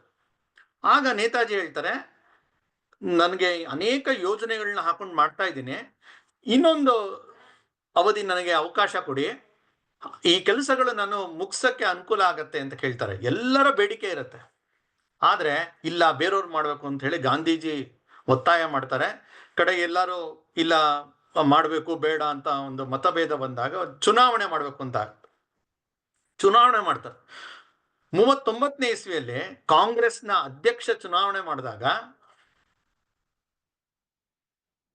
ದೊಡ್ಡ ಬಹುಮತದಿಂದ ನೇತಾಜಿ ಸುಭಾಷ್ ಚಂದ್ರ ಬೋಸ್ ಗೆದ್ಬಿಡ್ತಾರೆ. ಗಾಂಧೀಜಿಯವರು ನಿಲ್ಲಿಸಿದಂತ ಪಟ್ಟಾಭಿ ಸೀತಾರಾಮಯ್ಯ ಅವರು ಸೋತೋಗ್ತಾರೆ. ತುಂಬಾ ಕಡಿಮೆ ವೋಟ್ ಬರುತ್ತೆ ಅವ್ರಿಗೆ. ನೋಡಿ, ಇದು ಜನರ ಅಭಿಪ್ರಾಯ, ಕಾಂಗ್ರೆಸ್ನ ಎಲ್ಲ ನಾಯಕರ ಅಭಿಪ್ರಾಯ. ವೋಟ್ ಬಂದಿದೆ ಅಂದ್ರೆ ಇವತ್ತಿನ ಕಾಲದಲ್ಲಿ ಹೇಳ್ಬೇಕಂದ್ರೆ ಡೆಮಾಕ್ರಸಿ ಅಂದ್ರೆ ಪೀಪಲ್ಸ್ ಮ್ಯಾಂಡೇಟ್, ಅದಕ್ಕೆ ಗೌರವ ಕೊಡ್ಬೇಕು. ಆದ್ರೆ ಗಾಂಧೀಜಿ ತುಂಬಾ ಪರ್ಸನಲ್ ಆಗಿ ತಗೊಂಡ್ಬಿಡ್ತಾರೆ. ಆ ಡಿಫೀಟ್ ಈಸ್ ಮೈ ಡಿಫೀಟ್, ಯಾರೋ Pattabhi Sitaramayya's defeat is my defeat ಅಂತ ಹೇಳಿ ಕೋಪಿಸ್ಕೊಂಡು ಹೋಗಿ ಸಾಬರಮತಿ ಆಶ್ರಮದಲ್ಲಿ ಕೂತ್ಕೊಂಡ್ಬಿಡ್ತಾರೆ. ಅಷ್ಟೇ ಅಲ್ಲ, ಅವರು ನೇತಾಜಿ ಅಫಿಷಿಯಲ್ ಆಗಿ ಗೆದ್ದಿದ್ದಾರೆ, ಆದ್ರೆ ಅವ್ರು ಯಾವುದೇ ಕಮಿಟಿ ಮಾಡಕ್ಕೆ ಬಿಡೋದೇ ಇಲ್ಲ. ಎಲ್ಲ ಕಡೆಯಿಂದ ಒತ್ತಡ ತರಕ್ಷು ಮಾಡ್ತಾರೆ. ನೇತಾಜಿ ಅವ್ರಿಗೆ ತುಂಬಾ ಹಿಂಸೆ ಆಗತ್ತೆ. ಕಡೆಗೆ ಅವ್ರು ಒಂದೇ ವಾರದಲ್ಲಿ ಅವ್ರನ್ನ ರಿಸೈನ್ ಮಾಡೋ ತರ ಮಾಡಿದ್ರು. 39ನೇ ಇಸ್ವಿ ಅಲ್ಲಿ ಬಂದಿದ್ದೀವಿ ನಾವೀಗ. ಕಾಂಗ್ರೆಸ್ನಿಂದ ಹೊರಗೆ ಬಂದಿದ್ದಾರೆ. ಅಂದ್ರೆ ಚುನಾಯಿತ ಅಧ್ಯಕ್ಷ, ಅತಿ ಹೆಚ್ಚು ಬೆಂಬಲದಿಂದ ಆಯ್ಕೆ ಆದಂತ ಒಬ್ಬ ಅಧ್ಯಕ್ಷ, ಇವರ ಒತ್ತಡಕ್ಕಾಗಿ ಅವರು ಅಲ್ಲಿಂದ ಹೊರಗೆ ಬರ್ತಾರೆ. ಸಾವರ್ಕರ್ನ ಭೇಟಿ ಮಾಡ್ತಾರೆ. ಆವಾಗ ಸಾವರ್ಕರ್ ಹೇಳ್ತಾರೆ, ಏನ್ ನಿಮ್ಮ ಯೋಜನೆ ಅಂತ. ಯಾಕೆಂದ್ರೆ ಆಗ 2ನೇ ಮಹಾಯುದ್ಧ ಶುರು ಆಗ್ತಿತ್ತು. ಇದರ ಅಡ್ವಾಂಟೇಜ್ ನಾವು ತಗೊಳ್ಬೇಕು. ಯಾಕೆಂದ್ರೆ ಬ್ರಿಟನ್ ಒಂದ್ ಕಡೆ ಇದೆ ಅಂದ್ರೆ ಅದರ ಶತ್ರು ಅನೇಕ ದೇಶಗಳಿದೆ. ಅವರು ಇವರು ಯುದ್ಧ ಮಾಡ್ತಾರೆ. ಅದರ ಅಡ್ವಾಂಟೇಜ್, ಶತ್ರುವಿನ ನಾವು ಈ ನಮ್ಮ ಶತ್ರು ಬ್ರಿಟಿಷ್, ಅವರ ಶತ್ರು ಇದ್ದಾರೆ, ಅವ್ರು ನಮ್ ಮಿತ್ರ ಆಗ್ಬಹುದು ಅನ್ನುವ ಚಿಂತನೆ ನಡೆಯುತ್ತೆ. ಸರಿ, ವಾಪಸ್ ಬರ್ತಾರೆ, ಕಲ್ಕತ್ತಾಗ ಬರ್ತಾರೆ. ಕಲ್ಕತ್ತಾದಲ್ಲಿ ಅವ್ರನ್ನ ಬಂಧನ ಮಾಡ್ಬಿಡ್ತಾರೆ. ಬಂಧನ ಮಾಡಿ ಅವ್ರಿಗೆ ಹುಷಾರಿರಲ್ಲ, ಹಾಗಾಗಿ ಗೃಹ ಬಂಧನ ಮಾಡಿಟ್ಬಿಡ್ತಾರೆ. ನೇತಾಜಿ ಅವರ ಮನೆಯಲ್ಲಿ ಬಂಧನವಾಗಿದ್ದಾರೆ. ಸುತ್ತ ಒಂದು 60 ಜನ ಪೊಲೀಸರು ಹಗಲು ರಾತ್ರಿ ಕಾಯ್ತಾ ಇದ್ದಾರೆ. ಇವರು ಮನೆಯಿಂದ ಹೊರಕ್ಕೆ ಹೋಗಾಗಿಲ್ಲ. ಈ ತರ ಸ್ಥಿತಿ ಬಂದ್ಬಿಡುತ್ತೆ. ಆದ್ರೆ ಹೇಗೆ ನಾವು ಶಿವಾಜಿಯ ಕಥೆಯಲ್ಲಿ ಕೇಳ್ತೀವಿ, ಶಿವಾಜಿ ಅವನು ಔರಂಗಜೇಬ್ ಕರೆದಿರ್ತಾನೆ ಮಾತುಕತೆ ಮಾಡಬೇಕು ಅಂತ. ಅಲ್ಲಿ ಹೋದಾಗ ಮೋಸದಿಂದ ಇವನ್ನ ಶಿವಾಜಿಯನ್ನ ಬಂಧನ ಮಾಡಿ ಅಲ್ಲಿ ಆಗ್ರಾದಲ್ಲಿ ಇಟ್ಬಿಡ್ತಾನೆ. ಶಿವಾಜಿ ಒಂದು ಆಶ್ಚರ್ಯಕರ ರೀತಿಯಲ್ಲಿ ಅಲ್ಲಿಂದ ತಪ್ಪಿಸ್ಕೊಂಬರೋದು ನಾವು ಕೇಳ್ತೀವಿ. ಅಕ್ಷರಶಃ ಅದೇ ರೀತಿ ಸುಭಾಷ್ ಚಂದ್ರ ಬೋಸ್ 1941ನೇ ಇಸ್ವಿ ಜನವರಿ ತಿಂಗಳ 17ನೇ ತಾರೀಕು ಅಲ್ಲಿಂದ ಎಸ್ಕೇಪ್ ಆಗ್ತಾರೆ. ಯಾರಿಗೂ ಗೊತ್ತೇ ಇಲ್ಲ. ಒಂದ್ ದಿವಸ ಆದ್ಮೇಲೆ ಯಾಕೋ ಹೊರಗಡೆ ಬರ್ತಾ ಇಲ್ವಲ್ಲ ಅಂತ ಹೇಳಿ ಪೊಲೀಸ್ ಹೋಗಿ ನೋಡ್ತಾರೆ, ಅಲ್ಲಿಲ್ಲ ಅವರು. ಗಾಂಧೀಜಿ ಅವರು ಒಂದು ಟೆಲಿಗ್ರಾಮ್ ಮಾಡ್ತಾರೆ, ಆಗಿದೆ, ಏನಾಯ್ತು ತಿಳಿಸಿ ಅಂತ ಸುಭಾಷ್ ಚಂದ್ರ ಬೋಸ್ ಅಣ್ಣನಿಗೆ ಟೆಲಿಗ್ರಾಮ್ ಕಳಿಸ್ತಾರೆ. ಅವ್ರು ರಿಪ್ಲೈ ಮಾಡ್ತಾರೆ, ನಮಗೂ ಗೊತ್ತಿಲ್ಲ, ಹುಡುಕ್ತಾ ಇದೀವಿ ಅಂತ. ಎಲ್ಲಿ ಹೋದ್ರೂ ಗೊತ್ತಿಲ್ಲ. ಅಂದ್ರೆ ಆಗ್ಲೇ ಹೇಳಿದಂತೆ ಅತ್ಯಂತ ಅಪಾಯಕಾರ ವ್ಯಕ್ತಿ ಅಂತ ಏನು ಬ್ರಿಟಿಷರ್ ಗುರುತಿಸಿದ್ರು, ಅವರು ಈಗ ಕಾಂಗ್ರೆಸ್ ಇಂದ ಹೊರಗೆ ಬಂದಿದ್ದಾರೆ, ಫಾರ್ವರ್ಡ್ ಬ್ಲಾಕ್ ಮಾಡಿದ್ದಾರೆ, ಗೃಹ ಬಂಧನದಿಂದ ನಾಪತ್ತೆ ಆಗಿದ್ದಾರೆ. ಏನೋ ಒಂದು ದೊಡ್ಡ ಷಡ್ಯಂತ್ರ ಇದೆ ಅಂತ ಬ್ರಿಟಿಷರೆಲ್ಲ ಹೆದರು ಬಿಡ್ತಾರೆ. ಅಂದ್ರೆ ಬ್ರಿಟಿಷರನ್ನ ಹೆದರಿಸಿದಂತ ವ್ಯಕ್ತಿ ಅಂದ್ರೆ ನಿಜವಾಗ್ಲೂ ಸುಭಾಷ್ ಚಂದ್ರ ಬೋಸ್. ಎಷ್ಟು ಮಟ್ಟಿಗೆ ಅಂತ ಹೇಳಿದ್ರೆ, ಆಗ ಬ್ರಿಟನ್ನಿನ ಅಧ್ಯಕ್ಷ ಆಗಿದ್ದಂತಹ ಚರ್ಚಿಲ್ ಅವರು ಹೇಳ್ತಾರೆ, ಅವ್ರಿಗೆ ಶೂಟ್ ಅಟ್ ಸೈಟ್ ಆರ್ಡರ್ ಕೊಡ್ತಾರೆ. ಎಲ್ಲಿ ಕಾಣಿಸ್ತಾರೋ ಅವ್ರನ್ನ ಮುಗಿಸ್ಬಿಡಿ, ರಿಯಲ್ ಕ್ವಿಕ್ ಅಂತ ಅವರು ಒಂದು ಶಬ್ದ ಕೂಡ ಹೇಳಿರ್ತಾರೆ. ಅಷ್ಟು ಎಲ್ಲ ಕಡೆ ಸರ್ಕ್ಯುಲರ್ ಕಳಿಸ್ತಾರೆ. ಸುಭಾಷ್ ಚಂದ್ರ ಬೋಸ್ ಎಲ್ಲಿ ಕಾಣಿಸೋದು ಸಾಯಿಸ್ಬಿಡಿ ಅಂತ. ಎಲ್ಲಿ ಹೋದ್ರು ಅಂತ ಯಾರಿಗೂ ಗೊತ್ತಿಲ್ಲ. ಅದಾದ್ಮೇಲೆ ಒಂದು 3 ತಿಂಗಳಾದ್ಮೇಲೆ ಜರ್ಮನಿಯ ಬರ್ಲಿನ್ ರೇಡಿಯೋ ಇಂದ ಸುಭಾಷ್ ಚಂದ್ರ ಬೋಸ್ ಆಜಾದ್ ಹಿಂದ್ ರೇಡಿಯೋ ಅಂತ ಹೇಳಿ ಅದರಲ್ಲಿ ಮಾತಾಡ್ತಾರೆ. ನಾನು ಸುಭಾಷ್ ಚಂದ್ರ ಬೋಸ್ ಮಾತಾಡ್ತಾ ಇದ್ದೀನಿ ಅಂತ ಹೇಳೋ ತನಕ ಯಾರಿಗೂ ಗೊತ್ತಿಲ್ಲ. ಕಲ್ಕತ್ತಾ ಎಲ್ಲಿದೆ, ದೂರದ ಜರ್ಮನಿಯ ಬರ್ಲಿನ್ ಎಲ್ಲಿದೆ, ಹೆಂಗ್ ಹೋದ್ರು ಯಾರಿಗೂ ಗೊತ್ತಾಗಿಲ್ಲ. ಅತ್ಯಂತ ಸೀಕ್ರೆಟ್ ಆಪರೇಷನ್. ಅಲ್ಲಿ ಅವರ ಆ ಮನೆಯಲ್ಲಿ ಏನು ಉಳ್ಕೊಂಡಿದ್ರು ಅಲ್ಲಿ ಅವರ ಅಣ್ಣನ ಮಗ ಶಿಶಿರ್ ಕುಮಾರ್ ಬೋಸ್ ಇರ್ತಾರೆ. ಅವನು ಒಂದು ಕಾರು, ಶರ್ವಲೆಟ್ ಕಾರು, ಆ ಕಾರ್ನಲ್ಲಿ ಇವರು ಗುಪ್ತಾಗಿ ಅಲ್ಲಿಂದ ಹೋಗ್ತಾರೆ. ಇವತ್ತಿಗೂ ನಾನು ಕಲ್ಕತ್ತಾಗ ಹೋದ್ರೆ, ನಾನು ಹೋಗಿದ್ದೀನಿ ಕಲ್ಕತ್ತಾದಲ್ಲಿ, ನೇತಾಜಿಯವರ ಮನೆ ಎಲ್ಗಿನ್ ರೋಡ್ ಅಂತ, ಅಲ್ಲಿ ಅವರ ಮನೆ ಇದೆ, ನೇತಾಜಿ ಭವನ ಅಂತ. ಅಲ್ಲಿ ಇವತ್ತಿಗೂ ಆ ಕಾರ್ ಇಟ್ಟಿದ್ದಾರೆ. ಯಾವ ಕಾರ್ನಲ್ಲಿ ಇವ್ರು ತಪ್ಪಿಸ್ಕೊಂಡು ಹೋದ್ರು ಆ ಕಾರ್ನ ಕಾರು ಇಟ್ಟಿದ್ದಾರೆ, ಅದರ ಒಂದು ನೆನಪಿಗಾಗಿ. ಹೇಗ್ ತಪ್ಪಿಸ್ಕೊಂಡು ಹೋದ್ರು, ಹೇಗ್ ಯೋಜನೆ ಮಾಡಿದ್ರು ಅನ್ನೋದು ಅತ್ಯಂತ ಕಲ್ಪನೆ ಮಾಡ್ಕೊಳಕ್ಕೆ ಆಗಲ್ಲ. ರಿಹರ್ಸಲ್ ಬೇರೆ ಮಾಡಿದ್ರಂತೆ. ಇವ್ರು ಅಲ್ಲಿಂದ ರಾತ್ರಿ ಆ ಕಪ್ಪು ಕಾರಲ್ಲಿ ಹೋಗ್ತಾರೆ. ಬೆಳಗ್ಗೆ ಹೊತ್ತು ಹೋದ್ರೆ ಗೊತ್ತಾಗ್ಬಿಡತ್ತೆ, ರಾತ್ರಿ ಪ್ರಯಾಣ. ಬೆಳಕೊತ್ನಲ್ಲಿ ಒಂದ್ ಕಡೆ ಅಡಗಿ ಕೂತಿರೋದು, ಅಲ್ಲಿಂದ ಗೋಮಾಹೋ ಅಂತ ಹೇಳಿ ಹೋಗ್ತಾರೆ. ಇವತ್ತು ಆ ಗೋಮಾಹೋನಲ್ಲಿ ಇವರು ಸೋದರಿ ಇರ್ತಾರೆ, ಅವ್ರ ಮನೆಗೆ ಹೋಗಿ ಒಬ್ಬ ಪಟಾಣಂತರ ವೇಷ ಹಾಕೊಂಡು ಅಲ್ಲಿಂದ ಅವರು ಗೋಮಾಹೋದಲ್ಲಿ ರೈಲ್ವೆ ಸ್ಟೇಷನ್ ಹತ್ಬಿಟ್ಟು ಅಲ್ಲಿಂದ ಹೊರಡ್ತಾರೆ. ಅಲ್ಲೇ ಲಾಸ್ಟ್ ಅವ್ರ ಸಂಬಂಧಿಕರು ನೋಡಿದ್ದು, ಅದೇ ಅವರ ಲಾಸ್ಟ್ ಇಲ್ಲಿಂದ ಹೊರಟಂತ ಒಂದು ಸಂದರ್ಭ. ಹಾಗಾಗಿ ಆ ಗೋಮಾಹೋ ರೈಲ್ವೆ ಸ್ಟೇಷನ್ಗೆ ನೇತಾಜಿ ಸುಭಾಷ್ ಚಂದ್ರ ಬೋಸ್ ರೈಲ್ವೆ ಸ್ಟೇಷನ್ ಅಂತ ಇಟ್ಟಿದ್ದಾರೆ. ಇವತ್ತು ಜಾರ್ಖಂಡ್ನ ಒಂದು ಊರದು. ಅಲ್ಲಿಂದ ದಿಲ್ಲಿಗೆ ಬರ್ತಾರೆ, ದಿಲ್ಲಿಯಿಂದ ಪೇಶಾವರ, ಇವತ್ತಿನ ಪಾಕಿಸ್ತಾನ್, ಅಲ್ಲಿಂದ ಬರ್ತಾರೆ. ಅಲ್ಲಿಂದ ಕಾಬೂಲ್ಗೆ ಹೋಗ್ತಾರೆ, ಇವತ್ತಿನ ಅಫ್ಘಾನಿಸ್ತಾನ. ಅದೆಲ್ಲ ಭಾರತದ್ದೇ ಭಾಗವಾಗಿತ್ತು. ಥ್ರೂಔಟ್ ಇವ್ರಿಗೆ ಇವರ ಫಾರ್ವರ್ಡ್ ಬ್ಲಾಕ್ ನ ಕಾರ್ಯಕರ್ತರು ಇವ್ರಿಗೆ ಸಹಕರಿಸ್ತಾರೆ. ಇವ್ರು ಎಷ್ಟು ಡೀಪ್ ಆಗಿ ಯೋಚನೆ ಮಾಡಿರ್ತಾರೆ ಅಂತ ನಾವು ಕಲ್ಪನೆ ಮಾಡ್ಕೊಳಕ್ಕೂ ಇವತ್ತಾಗಲ್ಲ. ಅಲ್ಲಿಗೆ ಹೋಗ್ತಾರೆ, ಅಲ್ಲಿಂದ ಅವರು ಇಟಾಲಿಯನ್ ಪಾಸ್ಪೋರ್ಟ್ ಮಾಡಿಕೊಂಡು ಒಂದು ಬೇರೆ ಹೆಸರಿನಲ್ಲಿ ಅವರು ರಷ್ಯಾ ಮೂಲಕ ಜರ್ಮನಿ ಪ್ರವೇಶ ಮಾಡ್ತಾರೆ. Risky operation. ಇವರ ಹೆಜ್ಜೆ ಹೆಜ್ಜೆಗೂ ಈ ತರ ರಿಸ್ಕ್ ತೊಗೊಳೋದ್ ನೋಡ್ತೀವಲ್ಲ, ಯಾಕೆ ಅಂತ ಅನ್ಸುತ್ತೆ. ಇವತ್ತು ಅನೇಕರ ಯೋಚನೆ ಹೇಗೆ ಅಂದ್ರೆ, ಯಾತಕ್ಕೆ ರಿಸ್ಕ್ ತಗೋಬೇಕು, ಆರಾಮಾಗಿರೋಣ ಅಂತ. ನೇತಾಜಿ ಹೆಜ್ಜೆಗೆ ರಿಸ್ಕ್ ತಗೊಂಡಿದ್ ನೋಡ್ತೀವಿ. ಯಾತಕ್ಕೆ ಅಂದ್ರೆ, ನಮ್ ದೇಶಕ್ಕೆ ಸ್ವಾತಂತ್ರ್ಯ ಬರಬೇಕು. Any time shoot it site order ಇದೆ. ಸತ್ತೋಗ್ಬೋದು, ಪ್ರಾಣನೇ ಹೊಟ್ಟೋಗ್ಬೋದು. ಮನುಷ್ಯನಿಗೆ ಅತ್ಯಂತ ಪ್ರಿಯವಾದದ್ದು ಯಾವುದು ಅಂದ್ರೆ ಪ್ರಾಣ. ಆದ್ರೆ ನೇತಾಜಿಯವರು ಅದನ್ನೇ ಪಣಕ್ಕಿಟ್ಟು ಬರೀ ಸತ್ತೋಗದಲ್ಲ, ಹೋರಾಟ ಮಾಡಬೇಕು. ತನ್ನೆಲ್ಲಾ ಬುದ್ಧಿಶಕ್ತಿಯನ್ನ ಬಳಸಿ ಅವರು ಆ ಒಂದು ಅಪಾಯಕಾರಿ ಪ್ರಯಾಣ ಮಾಡಿ ಬರ್ಲಿನ್ ತಲುಪ್ತಾರೆ. ಯಾಕೆ ಅಂದ್ರೆ, ಜರ್ಮನಿ ಇಂಗ್ಲೆಂಡ್ನ ವಿರುದ್ಧದ ಪಾರ್ಟಿ ಇತ್ತು. ಜರ್ಮನಿ ಅಂತ ಹೇಳಿದ್ರೆ ಆಗ ಹಿಟ್ಲರ್, ಅಂದ್ರೆ ಹಿಟ್ಲರ್ ಅಂತದೇ ನಮ್ಗೇನೋ ಅವ್ನು ಬರ್ತಾರೆ, ಅದೆಲ್ಲ ಆಮೇಲೆ ನಡೀತಿದ್ದು. ಅವಾಗ ನಾಯಕ ಅಷ್ಟೇ, ಒಂದು ತುಂಬಾ ಪವರ್ಫುಲ್ ನಾಯಕ. ಅಲ್ಲಿ ಹೋಗಿ ಅಲ್ಲಿನ ಒಂದು ನಾಯಕರನ್ನ ಭೇಟಿ ಮಾಡಿ, ಅಲ್ಲೊಂದು ಕೇಂದ್ರ ಸ್ಥಾಪನೆ ಮಾಡಿ, ಹಿಟ್ಲರ್ನ ಭೇಟಿ ಮಾಡೋಕ್ಕೋಸ್ಕರ ಅನೇಕ ರೀತಿ ಅವರು ಲಾಬಿಗಳು ಮಾಡಿ, ಕಡೆಗೆ ಭೇಟಿ ಮಾಡಿ ಅವರ ವಿಶ್ವಾಸವನ್ನ ತಗೊಳ್ತಾರೆ. ಹಿಟ್ಲರು ಸಪೋರ್ಟ್ ಮಾಡಕ್ ಒಪ್ತಾರೆ. ಆದ್ರೆ ಒಂದ್ ಸಲಹೆ ಕೊಡ್ತಾರೆ, ಜರ್ಮನಿ ಭಾರತದಿಂದ ತುಂಬಾ ದೂರ ಇದೆ, ಇಲ್ಲಿಂದ ನಾವು ಹೋರಾಟ ಮಾಡಕ್ಕೆ ಅಷ್ಟು ಉಪಯೋಗ ಆಗಲ್ಲ, ನೀವು ಒಂದು ಕೆಲಸ ಮಾಡಿ ಜಪಾನಿಂದ ಮಾಡಿ ಅಂತ ಹೇಳ್ತಾರೆ. ನಮ್ಗೆ ಗೊತ್ತು, ನಾವು ಗ್ಲೋಬಲ್ ಮ್ಯಾಪ್ ಇಟ್ಕೊಂಡ್ರೆ ಜರ್ಮನಿ ಒಂದ್ ತುದಿ ಇದ್ರೆ ಜಪಾನ್ ಇನ್ನೊಂದು ತುದಿಯಲ್ಲಿದೆ. ಅದಕ್ಕೆ ಅವರು ನೇತಾಜಿ ಹೇಳ್ತಾರೆ ಅಲ್ಲಿಗೆ ಹೋಗಕ್ಕೆ ನೀವು ವ್ಯವಸ್ಥೆ ಮಾಡಬೇಕು ಅಂತ. ಆಯ್ತು ಅಂತ ಅವ್ರ ಜೊತೆ ಒಂದು ಅಗ್ರಿಮೆಂಟ್ ಎಲ್ಲ ಆಗತ್ತೆ. ನೋಡಿ ಇವರ ಕೆಪಬಿಲಿಟಿ ಎಷ್ಟಿತ್ತು ಅಂತ ಹೇಳಿದ್ರೆ, ಗ್ಲೋಬಲ್ ಲೀಡರ್ಸ್ನ ಭೇಟಿ ಮಾಡೋದಷ್ಟೇ ಅಲ್ಲದೆ ಅವರ ಜೊತೆ ಮಾತುಕತೆ, ಅವರ ಸಂವಹನ ಹೇಗಿತ್ತು, ಅವರ ಲೀಡರ್ಶಿಪ್ ಕ್ವಾಲಿಟಿ ಹೇಗಿತ್ತು ಅಂತ ಹೇಳಿದ್ರೆ, ಅಂಥವರೆಲ್ಲರ ವಿಶ್ವಾಸವನ್ನು ಗೆದ್ದು ಅವರ ಸಪೋರ್ಟ್ ಅನ್ನು ತಗೊಂಡು ಅದಾದ್ಮೇಲೆ ಅಲ್ಲಿಂದ ಜಪಾನ್ಗೆ ಹೋಗ್ಬೇಕು ಅಂದ್ರೆ ಹೇಗೆ ಹೋಗೋದು? ರೋಡ್ ನಲ್ಲಿ ಹೋಗಕ್ಕಾಗಲ್ಲ, ಯಾಕಂದ್ರೆ ಯುದ್ಧ ನಡೀತಾ ಇದೆ, 2ನೇ ಮಹಾಯುದ್ಧ. ಫ್ಲೈಟ್ ನಲ್ಲಿ ಹೋದ್ರೆ ಎನಿ ಟೈಮ್ ಬಾಂಬ್ ಹಾಕ್ಬೋದು ಅಥವಾ ಅದನ್ನ ಉಡಾಯಿಸ್ಬಿಡ್ಬೋದು. ಸರಿ, ಏನ್ ಮಾಡೋದು? ಹಡಗಿನಲ್ಲೂ ಹೋಗಕ್ಕಾಗಲ್ಲ, ಯಾಕಂದ್ರೆ ಹಡಗುಗಳ ಮೇಲೂ ಅಟ್ಯಾಕ್ ಮಾಡ್ತಾ ಇದ್ರು ಅವಾಗ.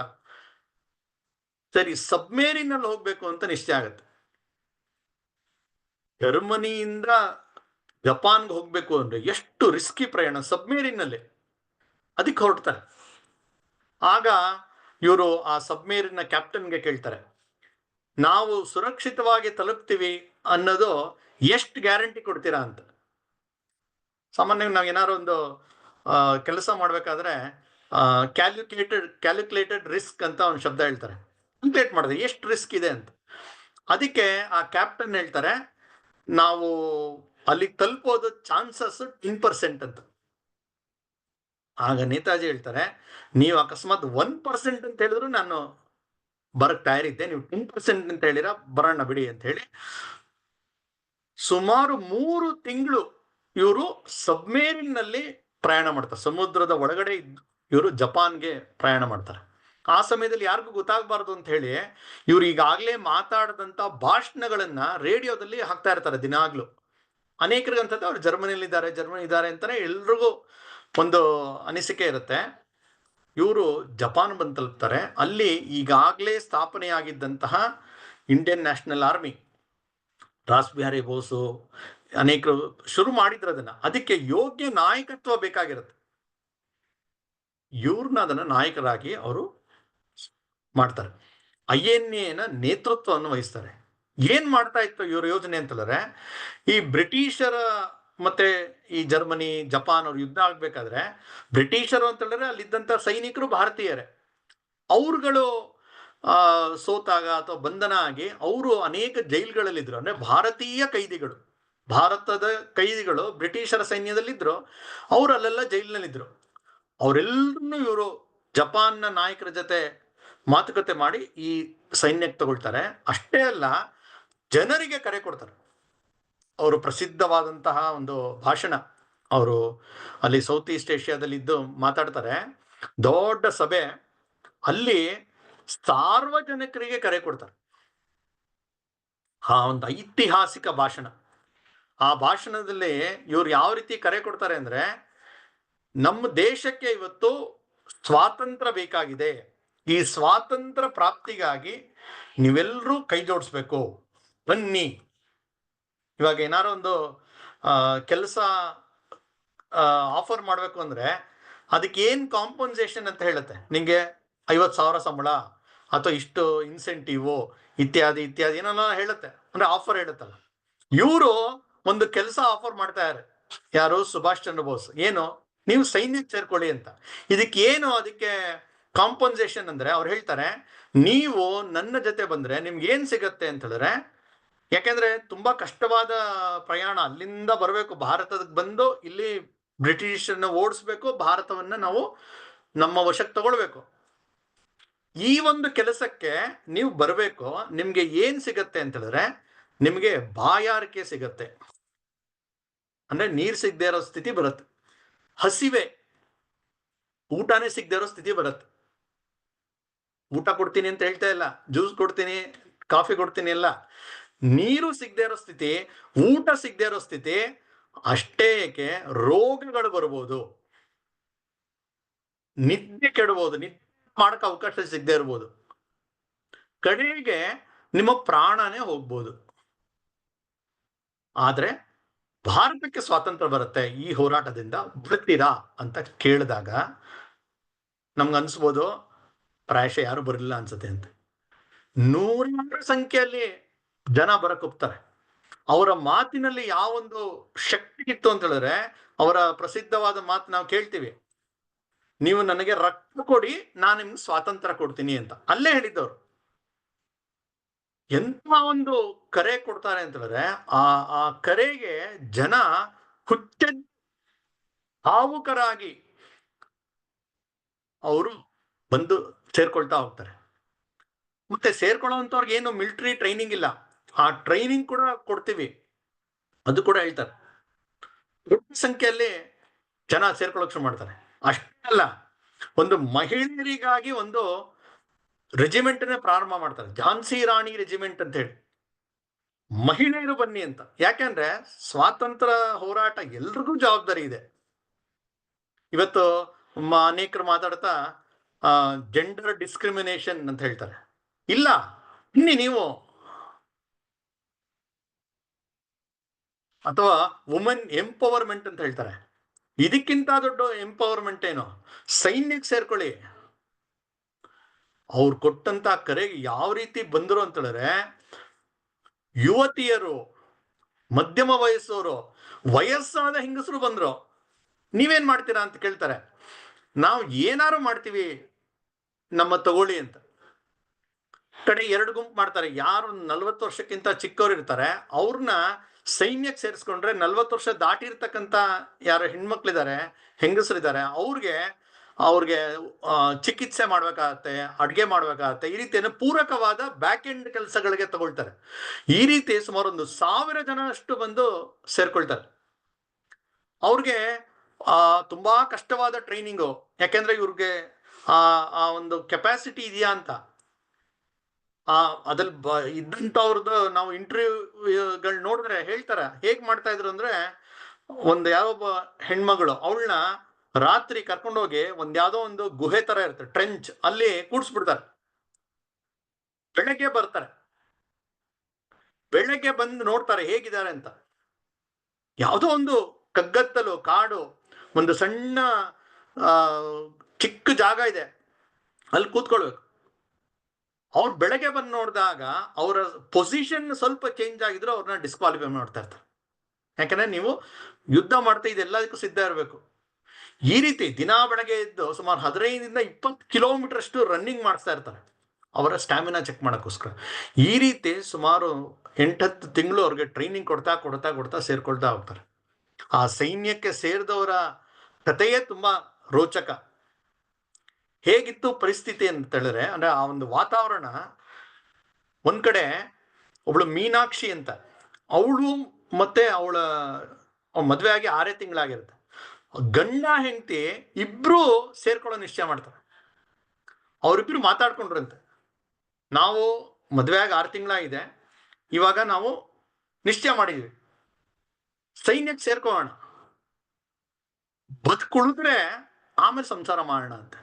ಇಬ್ರು ಸೈನ್ಯಕ್ಕೆ ಭರ್ತಿ ಆಗ್ತಾರೆ. ಒಂದ್ ಕಡೆಂತೂ 3 ಜನ ಹೆಣ್ಮಕ್ಳು ಅಕ್ಕ ತಂಗಿಯರು, ಇವಾಗ ಹೇಗೆ ಈ ಯುವತಿಯರು ಸೇರ್ಕೊಂಡು ಬನ್ನಿ ನಾವು ಸಿನಿಮಾಗೆ ಹೋಗೋಣ, ಯಾವುದೋ ಹೊಸ ಸಿನಿಮಾ ಬಂದಿದೆ ಅಂತ ಹೋಗೋ ರೀತಿಯಲ್ಲಿ INA ಬಂದು ಸೇರ್ಕೊಳ್ತಾ ಹೋಗ್ತಾರೆ. 3 ಜನ ಬರ್ತಾರೆ. ಅವ್ರು ಕಳ್ಸಿಕೊಟ್ಟಂತ ತಂದೆ ತಾಯಿಗಳು ಯಾವ ರೀತಿ ಇರ್ಬೋದು ಯೋಚನೆ ಮಾಡಿ. ಒಂದ್ ಕಡೆಯಿಂದ ಅತ್ತೆ ಸೊಸೆ,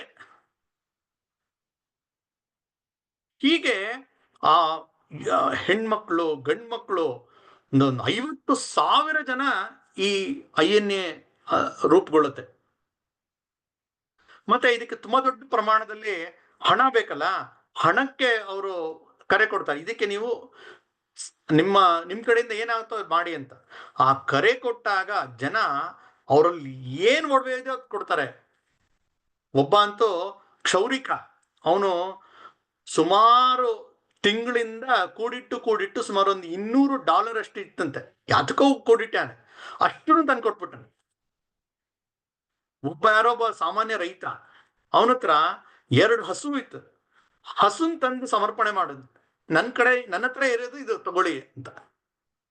ಈ ರೀತಿ ಒಬ್ಬ ಸಾಮಾನ್ಯ ಜನರಿಂದ ಹಿಡಿದು ಶ್ರೀಮಂತರ ತನಕ ಎಷ್ಟು ದುಡ್ಡು ಅಲ್ಲಿ ಸಂಗ್ರಹ ಆಯ್ತು ಅಂತಂದ್ರೆ, ಒಂದು ಇತ್ತೀಚೆಗೆ ಬಂದಂತ ಒಂದು ರಿಸರ್ಚ್ ಪ್ರಕಾರ ಸುಮಾರು 75,000 ಕೋಟಿ ಅಷ್ಟು ಹಣ ಸಂಗ್ರಹ ಆಯ್ತು ಅಂತ. 50,000 ಜನರನ್ನು ಸಾಕಬೇಕು, ಯುದ್ಧ ಶಸ್ತ್ರಾಸ್ತ್ರಗಳು ಬೇಕು, ಔಷಧಿ ಬೇಕು, ಪ್ರಯಾಣ ಮಾಡಕ್ ಬೇಕು, ಇದನ್ನೆಲ್ಲ ಬೇಕು ಅಂದಾಗ ಯಾವ ರೀತಿ ಜನ ಕೊಟ್ರು ಅಂತ ಹೇಳಿದ್ರೆ ಅದು ಅದ್ಭುತವಾದಂತ ಒಂದು ಸಂಗತಿ. ಅದು ಒಂದು ಬರ್ಮಾದ ಒಂದು ಶ್ರೀಮಂತ್ ಮನೆ, ಅವರು ಸಾಮಾನ್ಯವಾಗಿ ಈ ರೀತಿ ಎಲ್ಲ ಕೊಡ್ತಾ ಇದ್ರಂತೆ. ಅವ್ರ ಹತ್ರ ಕೇಳಿದಾಗ ಅವಳು 14 ವರ್ಷದ ಒಬ್ಳು ಯುವತಿ, ಅವಳ ಹತ್ರ ಎಷ್ಟು ಶ್ರೀಮಂತರು ಅಂದ್ರೆ ಅವಳ ಬಳೆ ವಜ್ರ ಖಚಿತವಾಗಿತ್ತು. ಅವಳು ತನ್ನ ವಜ್ರದ ಆ ಬಳೆಯನ್ನ ತೆಗೆದು ಕೊಟ್ಬಿಟ್ಟು ತಗೊಳ್ಳಿ ಅಂತ ಹೇಳ್ಬಿಟ್ಟು ಬೈದ್ ಬಿಟ್ಲಂತ. ಏನ್ ಸುಮ್ಮನೆ ಬಂದು ಸ್ವಾತಂತ್ರ್ಯ ಹೋರಾಟಕ್ಕಾಗಿ ಹಣ ಬೇಕು ಬೇಕು ಅಂತ, ಯಾಕಂದ್ರೆ ಅವ್ರು ಎಲ್ರಿಗೂ ಕೊಡ್ತಾ ಇದ್ರು. ಗಾಂಧೀಜಿನ 2-3 ಸಲ ಬಂದಿದ್ರು, ಅವ್ರಿಗೂ ಕೊಟ್ಟಿದೀವಿ, ಸ್ವಾತಂತ್ರ್ಯ ಬರುತ್ತೆ ಅಂತಾರೆ, ದುಡ್ಡು ಕೇಳ್ತಾರ ಹೋಗ್ತಾರೆ, ನೀವು ಕೇಳ್ತಾ ಇರ ತಗೊಳ್ಳಿ ಅಂತ ಹೇಳಿ ಅವಳು ಕೊಟ್ಬಿಡ್ತಾರೆ. ಆಮೇಲೆ ನೇತಾಜಿ ವಿಚಾರಿಸ್ತಾರೆ ಯಾರು ಇದು ಅಂತ. ಅವ್ರ ಮನೆಗೆ ಹೋಗ್ತಾರೆ ನೇತಾಜಿ. ಹೋಗ್ಬಿಟ್ಟು ಈ ತರ ನಿಮ್ಗೆ ನಮ್ಮ ಪ್ರಿನ್ಸಿಪಲ್ ಅಂದ್ರೆ ಯಾರಿಗೆ ಇದ್ರ ಬಗ್ಗೆ ನಂಬಿಕೆ ಇಲ್ಲ ಅಂತವ್ರ ಹತ್ರ ತಗೊಳ್ಳಲ್ಲ, ದಯಮಾಡಿ ವಾಪಸ್ ತಗೊಳ್ಳಿ ಅಂತ ಕೊಡ್ತಾರೆ. ಆ ಕೇಳಿ ಅವ್ರ ಜೊತೆ ನೇತಾಜಿ ಜೊತೆ ಮಾತಾಡಿ ಅವಳು ಎಷ್ಟು ಪ್ರಭಾವಿತಲಾಗ್ತಾಳೆ ಅಂದ್ರೆ, ಇಲ್ಲ ಇಲ್ಲ ಇದು ತಗೊಳ್ಳಿ, ಅಷ್ಟೇ ಅಲ್ಲ ನಾನು ಕೂಡ INA ಸೇರ್ತೀನಿ ಅಂತ. ಅವ್ನು ಚಿಕ್ಕ ಹುಡುಗಿ, 14 ವರ್ಷ. ನೇತಾಜಿ ಹೇಳ್ತಾರೆ, ನೀನು ಶ್ರೀಮಂತದ ಒಂದು ವಾತಾವರಣದಲ್ಲಿ ಬೆಳೆದಿರೋಳು, ಸುಪ್ಪತ್ತಿಗೆಯಲ್ಲಿ ನೀನೇನ್ ಮಾಡಬಲ್ಲೆ ಅಂತ. ಆಕೆ ಅವಳು ಹೇಳದಂತೆ, ನಾನ್ ಬೇಕಾದ್ರೆ ಸ್ಪೈ ಆಗಿರ್ತೀನಿ ಅಂತ. ಅವಳನ್ನ ಸ್ಪೈ ಆಗಿ ತಗೊಳ್ತಾರೆ. ಅವಳು ನೇತಾಜಿ ಮತ್ತು ಒಂದಿಬ್ರು 3 ಜನ ಬಿಟ್ಬಿಟ್ರೆ ಯಾರಿಗೂ ಗೊತ್ತೇ ಇಲ್ಲ. ಅವಳು ಒಂದು ಗಂಡು ಹುಡುಗನ ರೀತಿ ವೇಷ ಹಾಕೊಂಡು ಶತ್ರುಗಳ ಮಧ್ಯೆ ಓಡಾಡ್ತಾ ಇವ್ರಿಗೆ ಇನ್ಫಾರ್ಮೇಶನ್ಗಳನ್ನ ಕೊಡ್ತಾ ಹೋಗ್ತಾಳೆ. ಒಂದ್ ಕಡೆ ಅಂತೂ ಇವರೆಲ್ಲ ಶಸ್ತ್ರಾಸ್ತ್ರ ಇಟ್ಕೊಂಡಂತ ಜಾಗದಲ್ಲಿ ಬಾಂಬ್ ಹಾಕುವ ಯೋಜನೆ ನಡೆದಿರುತ್ತೆ ಬ್ರಿಟಿಷರಿಂದ. ಅದನ್ನ ಮುಂಚಿತವಾಗಿ ಇವಳು ಕಣ್ಣಿಡಿದು ಅವಳು ಬಂದು ಹೇಳಿ ಅದನ್ನು ತಪ್ಪಿಸ್ತಾಳೆ. ಸುಮಾರು 100 ಜನರ ಪ್ರಾಣ ಉಳಿಯುತ್ತೆ. ಅಂದ್ರೆ ಯಾವ ರೀತಿ ಇನ್ಸ್ಪೈರ್ ಆಗ್ತಾ ಇದ್ರು ದೇಶಕ್ಕಾಗಿ. ಬಡವರು ಶ್ರೀಮಂತರು ಅಂತಾರೆ, ಎಲ್ಲಾ ಜನರಿಗೂ ಇವರ ಒಂದು ಉದ್ದೇಶ, ಅವರ ಒಂದು ಪ್ರಬಲ ಇಚ್ಛಾಶಕ್ತಿ, ಅವರು ಕೊಟ್ಟಂತ ಕರೆ ಎಂತ ಪ್ರಭಾವಿ ಇತ್ತು ಅಂತ ಹೇಳಿದ್ರೆ ನಾವು ಕಲ್ಪನೆ ಮಾಡ್ಕೊಳಕ್ಕೂ ಆಗಲ್ಲ. ಇತ್ತೀಚೆಗೆ ಬೆಂಗಳೂರಿನ ಒಬ್ರು ಪತ್ರಕರ್ತೆ, ಅವರು ಆ ರೀತಿ ಯಾರ್ಯಾರು INAದಲ್ಲಿ ಇದ್ರೋ ಅಂಥವ್ರು ಯಾರಿದ್ದಾರೆ ಅಂತ ಹುಡುಕಿ ಸುಮಾರು ಒಂದು 8-9 ಜನರ ಇಂಟರ್ವ್ಯೂ ಮಾಡಿದ್ದಾರೆ. ಒಂದು ಸಣ್ಣ ಡಾಕ್ಯುಮೆಂಟ್ರಿ ಸಿನಿಮಾ ಮಾಡಿದ್ದಾರೆ. ಅದರಲ್ಲಿ ಅವರು ಇಂಟರ್ವ್ಯೂ ಒಬ್ಬರೊಬ್ರದ್ದು ಕೇಳಿದಾಗ ಒಬ್ಬೊಬ್ರ ಕಥೆಯೂ ನಮಗೆ ಇಷ್ಟು ರೋಚಕವಾಗಿದೆ ಮತ್ತು ದುಃಖ ಕೂಡ ಆಗತ್ತೆ. ಅವರ ಪರಿಸ್ಥಿತಿ, ಸರ್ವಸ್ವವನ್ನು ತ್ಯಾಗ ಮಾಡಿ ಬಂದು ಬರಿಗೈ ದಾಸರಾದಂಥವರು ಅನೇಕರ ಕಥೆಗಳದಲ್ಲಿ ಬರುತ್ತೆ. ಅಂದ್ರೆ ಕತೆ ಅಂದ್ರೆ ಅವ್ರ ಪ್ರತ್ಯಕ್ಷ ಅನುಭವಗಳು. ಒಬ್ರು ಹೇಳ್ತಾರೆ, ನೇತಾಜಿ ಅನ್ನೋದು ಹೇಗೆ ಅಂತ ಹೇಳಿದ್ರೆ, ಅವ್ರ ನೇತಾಜಿ ಅನ್ನೋದು ಬದುಕಿದ್ದಾರೆ ನಮ್ಮ ಹೃದಯದಲ್ಲಿ, ನಮ್ಮ ದೇಹದ ಕಣದಲ್ಲಿ ನೇತಾಜಿ ಬದುಕಿದ್ದಾರೆ ಅಂತ ಒಬ್ರು ವೆಟ್ರನ್ ಒಬ್ರು ಹೇಳ್ತಾರಂತ. ಅವ್ರು ಹೇಳ್ತಾರೆ, ನಮ್ಮ ಮನೆಯಲ್ಲಿ ನೇತಾಜಿಯವರ ಒಂದು ಫೋಟೋ ಇಟ್ಕೊಂಡಿವಿ, ನಾನು ದಿನಾ ಮನೆಯಿಂದ ಹೊರಕ್ಕೆ ಹೋಗ್ಬೇಕಾದ್ರೆ ನಾನು ಸೆಲ್ಯೂಟ್ ಮಾಡಿ ಹೋಗ್ತೀನಿ, ಮನೆಗೆ ಬರ್ತೇನೆ ಮೊದಲು ಅವ್ರು ಸೆಲ್ಯೂಟ್ ಮಾಡ್ತೀನಿ ಅಂತ. ಎಷ್ಟು ವರ್ಷ ಆಗ್ಬಿಟ್ಟಿದೆ ಅದು, ಅಲ್ಲಿಂದ ಬಂದು 50 ವರ್ಷ ಆಗ್ಬಿಟ್ಟಿದೆ. ಅಂದ್ರೆ ಈ ರೀತಿ ಒಂದು ಸ್ಫೂರ್ತಿಯನ್ನ ತುಂಬಿ ಒಂದು ದೊಡ್ಡ ಸೈನ್ಯವನ್ನ ಕಟ್ಟಿ ಅತ್ಯಂತ ಹೆಜ್ಜೆ ಹೆಜ್ಜೆಗೂ ರಿಸ್ಕ್, ಜಪಾನ್ನ ಬೆಂಬಲವನ್ನ ತಗೊಂಡು ಅವರು ಪ್ರಯಾಣ ಶುರು ಮಾಡ್ತಾರೆ. ಮೊದಲು ಬ್ರಿಟಿಷರಿಂದ ಮುಕ್ತಗೊಂಡಂತ ಜಾಗ ಸಿಂಗಪುರ್. ಅದು ಬ್ರಿಟಿಷರ ಕಾಲೋನಿ ಆಗಿರುತ್ತೆ. ಅದನ್ನ ಜಪಾನ್ ಆರ್ಮಿ ಗೆಲ್ತಾರೆ. ಅದನ್ನ ನೇತಾಜಿಯವರ ಒಂದು ವಶಕ್ಕೆ ಕೊಡ್ತಾರೆ. 1943ನೇ ಇಸ್ವಿಯಲ್ಲಿ ಅಕ್ಟೋಬರ್ ತಿಂಗಳಲ್ಲಿ ನೇತಾಜಿ ಸಿಂಗಪುರ್ನಲ್ಲಿ ಭಾರತದ ಒಂದು ಗೌರ್ಮೆಂಟ್ ಒಂದು ಸ್ಥಾಪನೆ ಮಾಡ್ತಾರೆ. ಪ್ರಾವಿನ್ಷಿಯಲ್ ಗೌರ್ಮೆಂಟ್ ಅಥವಾ ಎಕ್ಸೈಲ್ ಅಂತ ಹೇಳ್ತಾರೆ, ಗೌರ್ಮೆಂಟ್ ಇನ್ ಎಕ್ಸೈಲ್ ಅಂತ. ಅಂದ್ರೆ ದೇಶದ ಹೊರಗಡೆ ಈ ದೇಶದ ಒಂದು ಸರ್ಕಾರವನ್ನು ರಚನೆ ಮಾಡ್ತಾರೆ. ಇವತ್ತಿನ ಕಾರ್ಯಕ್ರಮದ ಶೀರ್ಷಿಕೆ ಅದೇ ಇತ್ತು. ಅನೇಕರಿಗೆ ಗೊಂದಲ ಆಗಿರ್ಬೋದು, ಏನಿದು ಬರೆದಿದ್ದಾರೆ, ಭಾರತದ ಮೊದಲ ಪ್ರಧಾನಿ ಅಂತ. ಯಾಕೆಂದ್ರೆ 1943ನೇ ಇಸ್ವಿಯಲ್ಲೇ ನೇತಾಜಿಯವರ ನೇತೃತ್ವದಲ್ಲಿ ಭಾರತದ ಸರ್ಕಾರ ರಚನೆ ಆಗಿ ಇವರು ಪ್ರೈಮ್ ಮಿನಿಸ್ಟರ್ ಆಗಿ ಪ್ರಮಾಣ ವಚನ ಸ್ವೀಕಾರ ಮಾಡ್ತಾರೆ. ಜೊತೆಗೆ ಬೇರೆ ಬೇರೆ ಮಿನಿಸ್ಟ್ರಿಗಳು ಫೈನಾನ್ಸ್ ಮಿನಿಸ್ಟ್ರಿ, ವಾರ್ ಮಿನಿಸ್ಟ್ರಿ, ಈ ರೀತಿ ಅನೇಕ ಮಿನಿಸ್ಟ್ರಿಗಳು ಘೋಷಣೆ ಆಗಿ ಅದಕ್ಕೆ ಅವ್ರು ಕೂಡ ಪ್ರಮಾಣ ವಚನ ಸ್ವೀಕಾರ ಮಾಡ್ತಾರೆ. ನೋಡಿ, ನೇತಾಜಿ ಅವರ ತಾಕತ್ ಎಂತದ್ದು ಅಂತ ಹೇಳಿದ್ರೆ, ಸುಮ್ಮನೆ ಏನೋ ಇವರೇ ಗುಟ್ಟಾಗಿ ಏನೋ ಮಾಡ್ಕೊಂಡಿದ್ದಲ್ಲ. ಈ ಗೌರ್ಮೆಂಟ್ಗೆ ಸುಮಾರು 11 ದೇಶಗಳು ಮಾನ್ಯತೆ ಕೊಡುತ್ತೆ. ಏನು ಒಬ್ಬ ವ್ಯಕ್ತಿ ಏನೇನೆಲ್ಲ ಸಾಧಿಸ್ಬೋದು ಅಂತ ಹೇಳಿದ್ರೆ ನಾವು ಕಲ್ಪನೆ ಮಾಡಕ್ಕೆ ಆಗಲ್ಲ. ಯಾವುದೋ ಹೊರಗಡೆ ಹೋಗಿದ್ದಾರೆ, ಬೇರೆ ಬೇರೆ ದೇಶದ ಸಂಪರ್ಕ, ಅವರ ಸಂಬಂಧ, ಅಲ್ಲೋಗಿ ಸರ್ಕಾರ ಮಾಡಿ ಆ ಸರ್ಕಾರಕ್ಕೆ ಇಟಲಿ, ರಷ್ಯಾ, ಜಪಾನ್ ದೇಶಗಳು, ಹೀಗೆ 11 ದೇಶಗಳು ಮಾನ್ಯತೆ ಕೊಡುತ್ತೆ.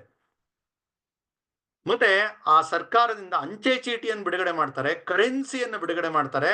ಆಜಾದ್ ಹಿಂದ್ ಬ್ಯಾಂಕ್ ಅದು ಕೂಡ ಸ್ಥಾಪನೆ ಆಗುತ್ತೆ. ರಂಗೂನ್ ಅದರ ಕೇಂದ್ರ. ಯಾಕಂದ್ರೆ ಟ್ರಾನ್ಸಾಕ್ಷನ್ ನಡಿಬೇಕು. ಸರ್ಕಾರ ಅಂತ ಹೇಳಿದ್ರೆ ತಮಾಷೆ ಅಲ್ಲ ಅದು. ಸೈನ್ಯ ಮುಂದುವರಿಯುತ್ತೆ. ಯುದ್ಧ ನಡೀತಾ ನಡೀತಾ ಬಂದು ಅಂಡಮಾನ್ ನಿಕೋಬಾರ್ ಅದನ್ನ ಬ್ರಿಟಿಷರಿಂದ ಮುಕ್ತಗೊಳಿಸುತ್ತೆ. ಭಾರತಕ್ಕೆ ಸೇರಿದಂತ ಮೊದಲ ಭೂಪ್ರದೇಶ ಬ್ರಿಟಿಷರಿಂದ ಮುಕ್ತವಾಗುತ್ತೆ. ಎಂತ ಖುಷಿ! ಆ ಅಂಡಮಾನ್ ಮತ್ತೆ ನಿಕೋಬಾರ್ನ ನಿಂತು ನೇತಾಜಿ ಮಾತಾಡ್ತಾರೆ, ಭಾರತದ ಸ್ವಾತಂತ್ರ್ಯದ ಗಳಿಗೆ ಹತ್ರ ಬರ್ತಾ ಇದೆ. ಆ ಅಂಡಮಾನ್ ಎಂತ ಒಂದು ಜಾಗ ಅದು. ಅದೆಷ್ಟು ಕ್ರಾಂತಿಕಾರಿಗಳಿಗೆ ನರಕ ಯಾತನೆ ಕೊಟ್ಟಿದಾರಲ್ಲಿ. ಸಾವರ್ಕರ್ ಸೋದರರು, ಎಷ್ಟೋ ಜನ ಅಸಂಖ್ಯ ಕ್ರಾಂತಿಕಾರಿಗಳು ಅಲ್ಲಿ ದೇಶದ ಕೆಲಸ ಮಾಡೋಕ್ಕೋಸ್ಕರ ಅಲ್ಲಿ ನರಕ ಯಾತನೆಯನ್ನ ಬದುಕಿದ್ದಾಗೆ ಅನುಭವಿಸಿದ್ದಾರೆ. ಅನೇಕರು ಅಲ್ಲೇ ಪ್ರಾಣ ಕೂಡ ಬಿಟ್ಟಿದ್ದಾರೆ. ಅಂತ ಜಾಗವನ್ನ ಮೊದಲು ಅವರು ವಿಮುಕ್ತಿಗೊಳಿಸ್ತಾರೆ. ಯಾಕಂದ್ರೆ ಅದೊಂದು ದೊಡ್ಡ ತೀರ್ಥಕ್ಷೇತ್ರ ಇದ್ದಾಗೆ. ಅದಕ್ಕೆ ಅವರು ಹೆಸರಿಡ್ತಾರೆ ಸ್ವರಾಜ್ ದ್ವೀಪ್. ಶಹೀದ್ ಮತ್ತೆ ಸ್ವರಾಜ್ ಅಂತ ಎರಡು ಆ ದ್ವೀಪಗಳಿಗೆ ಹೆಸರಿಡ್ತಾರೆ. ಅದಾದ್ಮೇಲೆ ಬರ್ಮಾದ ಮೂಲಕ ನಮ್ಮ ಇವತ್ತಿನ ಈಶಾನ್ಯ ಭಾರತ, ಮಣಿಪುರ್ ಅಲ್ಲಿ ಪ್ರವೇಶ ಮಾಡ್ತಾರೆ. ಮಣಿಪುರ್ನಲ್ಲಿ ಅಲ್ಲಿ ಭಾರತದ ಒಂದು ತಿರಂಗಾ ಧ್ವಜವನ್ನ ಹಾಕಿ ಅಲ್ಲಿ ಸ್ವಾತಂತ್ರ್ಯವನ್ನ ಘೋಷಣೆ ಮಾಡ್ತಾರೆ. ಅಂದ್ರೆ ಯಾವ ರೀತಿಯ ಒಂದು, ಆಗ್ಲೇ ಹೇಳಿದಂತೆ ಥ್ರಿಲ್ಲಿಂಗ್ ಅಂತ ಹೇಳಿದ್ರೆ, ಇದು ಸುಮ್ಮನೆ ಕಾಲ್ಪನಿಕ ಕತೆ, ಫಿಕ್ಷನ್ ಅಲ್ಲ, ಸಿನಿಮಾ ಅಲ್ಲ, ಪ್ರತ್ಯಕ್ಷ ಅವರು ಮಾಡಿ ತೋರಿಸ್ಯಾರೆ. ಬ್ರಿಟಿಷರಿಗೆ ನಡಕ ಶುರು ಆಗಿತ್ತು. ಮುಂಚೆಯಿಂದನೇ ಇವ್ರ ಬಗ್ಗೆ ಅವ್ರಿಗೆ ಭಯ ಇತ್ತು. ಯಾವಾಗ ಸೈನ್ಯವನ್ನ ತಗೊಂಡು ಬಂದ್ರೋ ಇಡೀ ಬ್ರಿಟಿಷ್ ಅವ್ರಿಗೆ ತಲೆನೋವಾಯ್ತು. ಇದು ಇನ್ನು ಆಗಲ್ಲ ಅಂತ ಅವ್ರಿಗೆ ಗಾಬರಿ ಶುರು ಆಗುತ್ತೆ. ಅಷ್ಟೊತ್ತಿಗೆ ದುರ್ದೈವದಿಂದ ಏನಾಗುತ್ತೆ ಅಂದ್ರೆ, ಅಮೇರಿಕ ಅವರು ವರ್ಲ್ಡ್ ವಾರ್ನ ಪ್ರವೇಶ ಮಾಡಿ ಅವರು ಜಪಾನ್ ಮೇಲೆ ಬಾಂಬ್ ಹಾಕ್ಬಿಡುತ್ತೆ. ನಮ್ಗೆಲ್ರಿಗೂ ಗೊತ್ತು, 1945ನೇ ಇಸ್ವಿಯಲ್ಲಿ ಆಗಸ್ಟ್ ತಿಂಗಳಲ್ಲಿ ಹಿರೋಶಿಮಾ ಮತ್ತು ನಾಗಸಾಕಿ ಮೇಲೆ ಅವರು ಆಟಮ್ ಬಾಂಬ್ ಅನ್ನ ಹಾಕ್ತಾರೆ. ಜಪಾನು ಏನು ಮಾಡಕ್ಕೆ ಆಗಲ್ಲ, ಅದು ಆಗ್ಬಿಡುತ್ತೆ. ಅಂದ್ರೆ ಇವ್ರಿಗೆ ಜೊತೆಯಾಗಿದ್ದಂತ ಜಪಾನ್ ಶರಣಾಗತ ಆಗ್ಬಿಡುತ್ತೆ. ಇಷ್ಟೊತ್ತಿಗಾಗ್ಲೇ ಇಲ್ಲಿ ಈ ಸೈನ್ಯ ಏನ್ ಬಂದಿದೆ, ಇಲ್ಲಿ ತುಂಬಾ ಸಮಸ್ಯೆ ಆಗಿರುತ್ತೆ. ಯಾಕಂದ್ರೆ ಮಳೆಗಾಲ, ಆ ಇಡೀ ನಾರ್ತ್ ಈಸ್ಟ್ ಪ್ರದೇಶ ಗುಡ್ಡಗಾಡು, ವಿಪರೀತ ಮಳೆ ಬರ್ತಾನೆ ಇರುತ್ತೆ. ಆ ಮಳೆಯಿಂದ ಎಲ್ಲರಿಗೂ ಮಲೇರಿಯಾ, ಆ ರೋಗ ಈ ರೋಗ ಇದೆಲ್ಲ ಆಗುತ್ತೆ. ಮತ್ತೆ ಆರೋಗ್ಯಕ್ಕೆ ಬೇಕಾದಂತ ಔಷಧಿಗಳು ತಲುಪ್ಸಕ್ಕಾಗಲ್ಲ. ಆ ಇದಿರುತ್ತೆ ಸರಬರಾಜು, ಅದು ನಿಂತೋಗುತ್ತೆ. ಅದಾದ್ಮೇಲೆ ಊಟ ಇಲ್ಲ. ಈ ರೀತಿ ಎಲ್ಲ ಆಗ್ತಾ ಆಗ್ತಾ ತುಂಬಾ ಹಿನ್ನಡೆ ಆಗುತ್ತೆ. ಕಡೆಗೆ ಅದನ್ನ ಸ್ಥಗಿತಗೊಳಿಸಿ ಮುಂದಿನ ಯೋಜನೆಯನ್ನ ನಾನು ಮಾಡಬೇಕು ಅಂತ ಹೇಳಿ 1945ನೇ ಇಸ್ವಿ ಆಗಸ್ಟ್ 18ನೇ ತಾರೀಕು ಅವರು ವಿಮಾನದಲ್ಲಿ ಹೊರಡ್ತಾರೆ. ಇವತ್ತದು ತೈವಾನ್ಗೆ ಸೇರಿದೆ. ಮುಂಚೆ ಅದನ್ನ ಇಂಡೋ ಚೈನಾ ಅಂತ ಕರೀತಾ ಇದ್ರು. ಅಲ್ಲಿನ ಆ ಊರಿನಿಂದ, ಸೈಗಾವ್ನಿಂದ ಅವರು ಹೊರಡ್ತಾರೆ. ಅಲ್ಲಿಗೆ ಅವರ ಒಂದು ಅಧ್ಯಾಯ ಮುಗಿಯುತ್ತೆ. ಆಗಸ್ಟ್ 18ನೇ ತಾರೀಕು ವಿಮಾನ ಅಪಘಾತ ಆಯಿತು, ಅವ್ರು ತೀರ್ಕೊಂಡ್ರು ಅಂತ ಒಂದು ಇವತ್ತು ಎಲ್ಲ ಕಡೆ ಅದನ್ನ ಒಂದು ನ್ಯಾರೇಟಿವ್ ಬೆಳೆದು ಬಿಡ್ತು. ನೇತಾಜಿಯಾಗಿ ನಮ್ಗೆ ಅವರು ಸಿಗಲ್ಲ. ಇತ್ತೀಚಿನ ಅನೇಕ ಸಂಶೋಧನೆಯಲ್ಲಿ ಅವರು ಅವತ್ತು ಸಾಯ್ಲಿಲ್ಲ ಅಂತ ಬೆಳಕಿಗೆ ಬಂದಿದೆ. ಒಂದಿಬ್ಬರು ಸೇರಿ ವಿಪರೀತ 20 ವರ್ಷದಿಂದ ರಿಸರ್ಚ್ ಮಾಡ್ತಾ ಇದ್ದಾರೆ. ನಮ್ಗೆ ಆನ್ಲೈನಲ್ಲಿ ಹುಡುಕರೆ ಸಿಗತ್ತೆ. ಚಂದ್ರಚೂಡ್ ಘೋಷ್ ಮತ್ತು ಅನುಜ್ ಧರ್ ಅಂತ ಹೇಳಿ ಅವರಿಬ್ರು ಇದೇ ವಿಷಯಕ್ಕಾಗಿ ತಮ್ಮ ಜೀವನವನ್ನ ಮುಡಿಪಾಗಿಟ್ಟು ಇವತ್ತು ರಿಸರ್ಚ್ ಮಾಡ್ತಾ ಇದ್ದಾರೆ. ಯಾಕೆ ನೇತಾಜಿ ಸತ್ತಿಲ್ಲ. ಅವರು ತೈವಾನ್ ಗೌರ್ಮೆಂಟ್ಗೆ ಕೇಳ್ತಾರೆ, 45ನೇ ಇಸ್ವಿಯಲ್ಲಿ ನಿಮ್ಮ ದೇಶದಲ್ಲಿ ಯಾವ್ಯಾವ ವಿಮಾನ ಪತನ ಆಯ್ತು ಒಂದು ಮಾಹಿತಿ ಕೊಡಿ ಅಂತ. ಯಾಕಂದ್ರೆ ಅಫಿಷಿಯಲ್ ಆಗಿ ಒಂದು ಮಾಹಿತಿ ಕೊಡಿ ಅಂತ. ಅವರು ಯಾವುದೋ ಒಂದು ವಿಮಾನ ಅದು ಬಾರ್ಡರ್ ನಲ್ಲಿ ಬೇರೆ ಯಾವುದೋ ಕಾರಣಕ್ಕೆ ವಿಮಾನ ಪತನ ಆಯ್ತು, ಅದ್ ಬಿಟ್ರೆ ಯಾವುದೂ ಆಗಿಲ್ಲ ಅಂತ ಅಫಿಷಿಯಲ್ ಕೊಟ್ಬಿಡಿಯಾರ.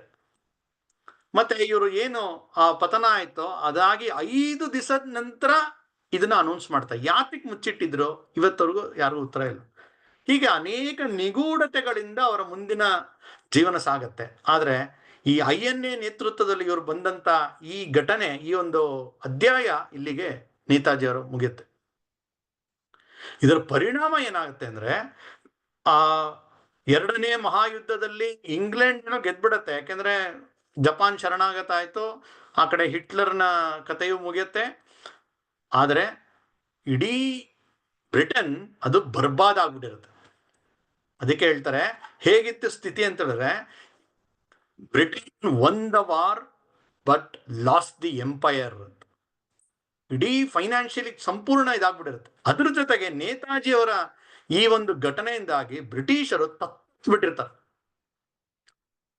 ಇನ್ನೂ ಒಂದು ಇದಕ್ಕೆ ಪೂರಕವಾದ ವಿಷಯ ಅಂದ್ರೆ, ಯಾವಾಗ ಬ್ರಿಟನ್ನ ಸೈನಿಕರು ಮತ್ತೆ ನೇತಾಜಿಯ ಸೈನಿಕರು ಮುಖಾಮುಖಿ ಆದಾಗ ನಮ್ಮ ಭಾರತೀಯರಿಗೆ ಅನ್ಸಕ್ ಶುರು ಆಗುತ್ತೆ, ನಮ್ಮವ್ರ ಜೊತೆ ನಾವು ಯುದ್ಧ ಮಾಡ್ತಾ ಇವಲ್ಲ ಅಂತ. ಅಂದ್ರೆ ಸೈನ್ಯದ ಮಧ್ಯದಲ್ಲಿ ಈ ಒಂದು ವಿಚಾರ ಅದು ತುಂಬಾ ಕೆಲಸ ಮಾಡ್ತಾ ಹೋಗುತ್ತೆ. ನಾವ್ ಯಾಕೆ ಬ್ರಿಟಿಷರ ಮಾತು ಕೇಳಬೇಕು, ಬ್ರಿಟಿಷರ ಕೆಳಗಡೆ ಕೆಲಸ ಮಾಡ್ತಾ ಇದೀವಲ್ಲ ಅಂತ. ಇಡೀ ಬ್ರಿಟಿಷ್ ಭಾರತವನ್ನು ಆಳಿದ್ದು ಒಂದು ಪೊಲೀಸ್ ಮತ್ತು ಒಂದು ಸೈನ್ಯವನ್ನು ಇಟ್ಕೊಂಡು. ಆದ್ರೆ ಕ್ರಮೇಣ ಈ ಎರಡರಲ್ಲೂ ಅವರ ಒಂದು ಹಿಡಿತ ಅದು ಸಡಿಲ ಆಗ್ತಾ ಹೋಗುತ್ತೆ. ಅದಾದ್ಮೇಲೆ ನೌಕಾ ಬಂಡಾಯ ಅಂತ ಕರೀತಾರೆ, ನೇವಲ್ ಮ್ಯೂಟಿನಿ. ಕೊಚ್ಚಿನ್ನಲ್ಲಿ, ಮುಂಬೈನಲ್ಲಿ, ವಿಶಾಖಪಟ್ಟಣಂನಲ್ಲಿ ಅನೇಕ ಕಡೆ ಆ ನೇವಿ ಅವರ ಸೈನಿಕರು ಅವರು ಪ್ರತಿಭಟಿಸ್ತಾರೆ. ಸುಮಾರು 80ಕ್ಕೂ ಹೆಚ್ಚು ಹಡಗುಗಳು ವಶಪಡಿಸ್ಕೊಂಡ್ಬಿಡ್ತಾರೆ, ಬ್ರಿಟಿಷರಿಂದ ಮುಕ್ತಿಗೊಳಿಸ್ಬಿಡ್ತಾರೆ. ಆಗ ಬರೆದಂತ ಇಲ್ಲಿನ ಗವರ್ನರ್ಗಳೆಲ್ಲ ಪತ್ರಗಳು ಬರೆದಿದ್ದಾರೆ ಬ್ರಿಟನ್ಗೆ. ಇವತ್ತಿನ ಏನು ಆ ಸೈನಿಕರಿದ್ದಾರೆ, they are no more loyal to British. ತಕ್ಷಣ ನೀವು ಸೈನ್ಯ ಕಳಿಸಿ, ಏನಾರು ಮಾಡಬೇಕು ಅಂತ ಪತ್ರದ ಮೇಲೆ ಪತ್ರ ಇಲ್ಲಿಂದ ಹೋಗ್ತಾ ಹೋಗುತ್ತೆ. ಆವಾಗ ಬ್ರಿಟಿಷರು ಯೋಚನೆ ಮಾಡ್ತಾರೆ, ಇನ್ನು ನಮಗೆ ಇಲ್ಲಿ ಉಳಿಗಾಲ ಇಲ್ಲ ಅಂತ ಹೇಳಿ 1947ನೇ ಇಸ್ವಿಯಲ್ಲಿ ಭಾರತವನ್ನ ಬಿಟ್ಟು ಅವರು ತೊಲಗುತ್ತಾರೆ. ಅಂದ್ರೆ ಭಾರತದ ಸ್ವಾತಂತ್ರ್ಯ ಹೋರಾಟ ಏನು ದೀರ್ಘ ಕಾಲದಿಂದ ನಡ್ಕೊಂಡ್ ಬಂದಿದೆ, ಅನೇಕರು ಕೆಲಸ ಮಾಡ್ಯಾರ. ಇವತ್ತು ಅದನ್ನ ಯಾವ ರೀತಿ ಹೇಳ್ತಾರೆ ಅಂದ್ರೆ, ಒಂದು ರಕ್ತವೂ ಹರಿಸದೆ ಕೇವಲ ಚರಕಾ ಸುತ್ತಿ ಬಂತು ಅಂತೇಳಿ ಅತ್ಯಂತ ಒಂದು ದೊಡ್ಡ ಸುಳ್ಳನ್ನ ಇವತ್ತು ಕಳೆದ 75 ವರ್ಷಗಳಿಂದ ಪ್ರಚಾರ ಮಾಡ್ಕೊಂಡ್ ಬಂದ್ಯಾರ. ಅವ್ರದ್ದು ಪಾತ್ರ ಇದೆ, ಆದ್ರೆ ಕೇವಲ ಹಿಂಸೆ ಅಲ್ಲ. 1857ರ ಏನು ಪ್ರಥಮ ಸ್ವಾತಂತ್ರ್ಯ ಸಂಗ್ರಾಮ, ಅಲ್ಲಿ ಝಾನ್ಸಿ ರಾಣಿ ಲಕ್ಷ್ಮೀಬಾಯಿ, ತಾತ್ಯಾ ಟೋಪೆ, ನಾನಾ ಸಾಹೇಬ್ ಪೇಶ್ವೆ, ಅಲ್ಲಿಂದ ಪ್ರಾರಂಭ ಆಗಿ ಮುಂದೆ ವಾಸುದೇವ್ ಬಲ್ವಂತ್ ಫಡ್ಕೆ, ಚಾಪೇಕರ್ ಸೋದರರು, ಲೋಕಮಾನ್ಯ ತಿಲಕರು, ಸಾವರ್ಕರ್, ಹಂಗೆ ಮುಂದುವರಿತಾ ಅದೆಷ್ಟು ಕ್ರಾಂತಿಕಾರಿಗಳು, ಆಜಾದ್, ಭಗತ್ ಸಿಂಗ್, ಇವರೆಲ್ಲರ ಕೊಡುಗೆ ಇದೆ. ಅಂತಿಮವಾಗಿ ಈ ಒಂದು ಹೋರಾಟವನ್ನ ಒಂದು ಗೆಲುವಿನ ಜಾಗಕ್ಕೆ, ಗೆಲುವಿನ ಹೊಸ್ತಿಲಿನಲ್ಲಿ ತಂದು ನಿಲ್ಲಿಸಿದವರು ಸುಭಾಷ್ ಚಂದ್ರ ಬೋಸ್. ಅಂದ್ರೆ ನಿರ್ಣಾಯಕ ಹಂತ, ಡಿಸೈಸಿವ್ ಆಗಿ ಆ ಸ್ಥಿತಿಯನ್ನ ಆ ಸ್ಥಿತಿಗೆ ತಂದಂತವ್ರು ಸುಭಾಷ್ ಚಂದ್ರ ಬೋಸ್. ಹೀಗೆ ಸುಭಾಷ್ ಚಂದ್ರ ಬೋಸ್ ಅವರ ಸ್ವಾತಂತ್ರ್ಯ ಹೋರಾಟದ ಒಂದು ಕೊಡುಗೆ ಅದು ಅಸದೃಶವಾದದ್ದು. ಒಬ್ಬ ವ್ಯಕ್ತಿ ಇಷ್ಟೆಲ್ಲ ಮಾಡಬಹುದಾ ಅಂತ ನಾವು ಕಲ್ಪನೆ ಮಾಡ್ತಾರೆ, ಸಾಧ್ಯವೇ ಇಲ್ಲ. 21ನೇ ಇಸ್ವಿಯಲ್ಲಿ ಭಾರತಕ್ಕೆ ಬರ್ತಾರೆ, ಆಮೇಲೆ 45ನೇ ಇಸ್ವಿ, ಒಂದು 24 ವರ್ಷಗಳಲ್ಲಿ ಅವ್ರು ಮಾಡಿರ್ತಕ್ಕಂಥ ಕೆಲಸ ಎಷ್ಟು ಎಫೆಕ್ಟಿವ್ ಆಗಿತ್ತು, ಎಷ್ಟು ಇಂಪ್ಯಾಕ್ಟ್ಫುಲ್ ಆಗಿತ್ತು, ಎಷ್ಟು ಇತ್ತು, ಎಷ್ಟು ಸ್ಟ್ರಾಟಜಿಕ್ ಇತ್ತು. ಯೋಚನೆ ಮಾಡ್ತಾ ಹೋದ್ರೆ ನಮಗೆ ಅದ್ಭುತ ಅನ್ಸುತ್ತೆ. ಅವರು INAದಲ್ಲಿ ಜನಗಣಮನವನ್ನು ರಾಷ್ಟ್ರಗೀತೆಯಾಗಿ ಸ್ವೀಕಾರ ಮಾಡ್ತಾರೆ. ಇವತ್ತು ಭಾರತ ಕೂಡ ಅದನ್ನೇ ಸ್ವೀಕಾರ ಮಾಡ್ತು.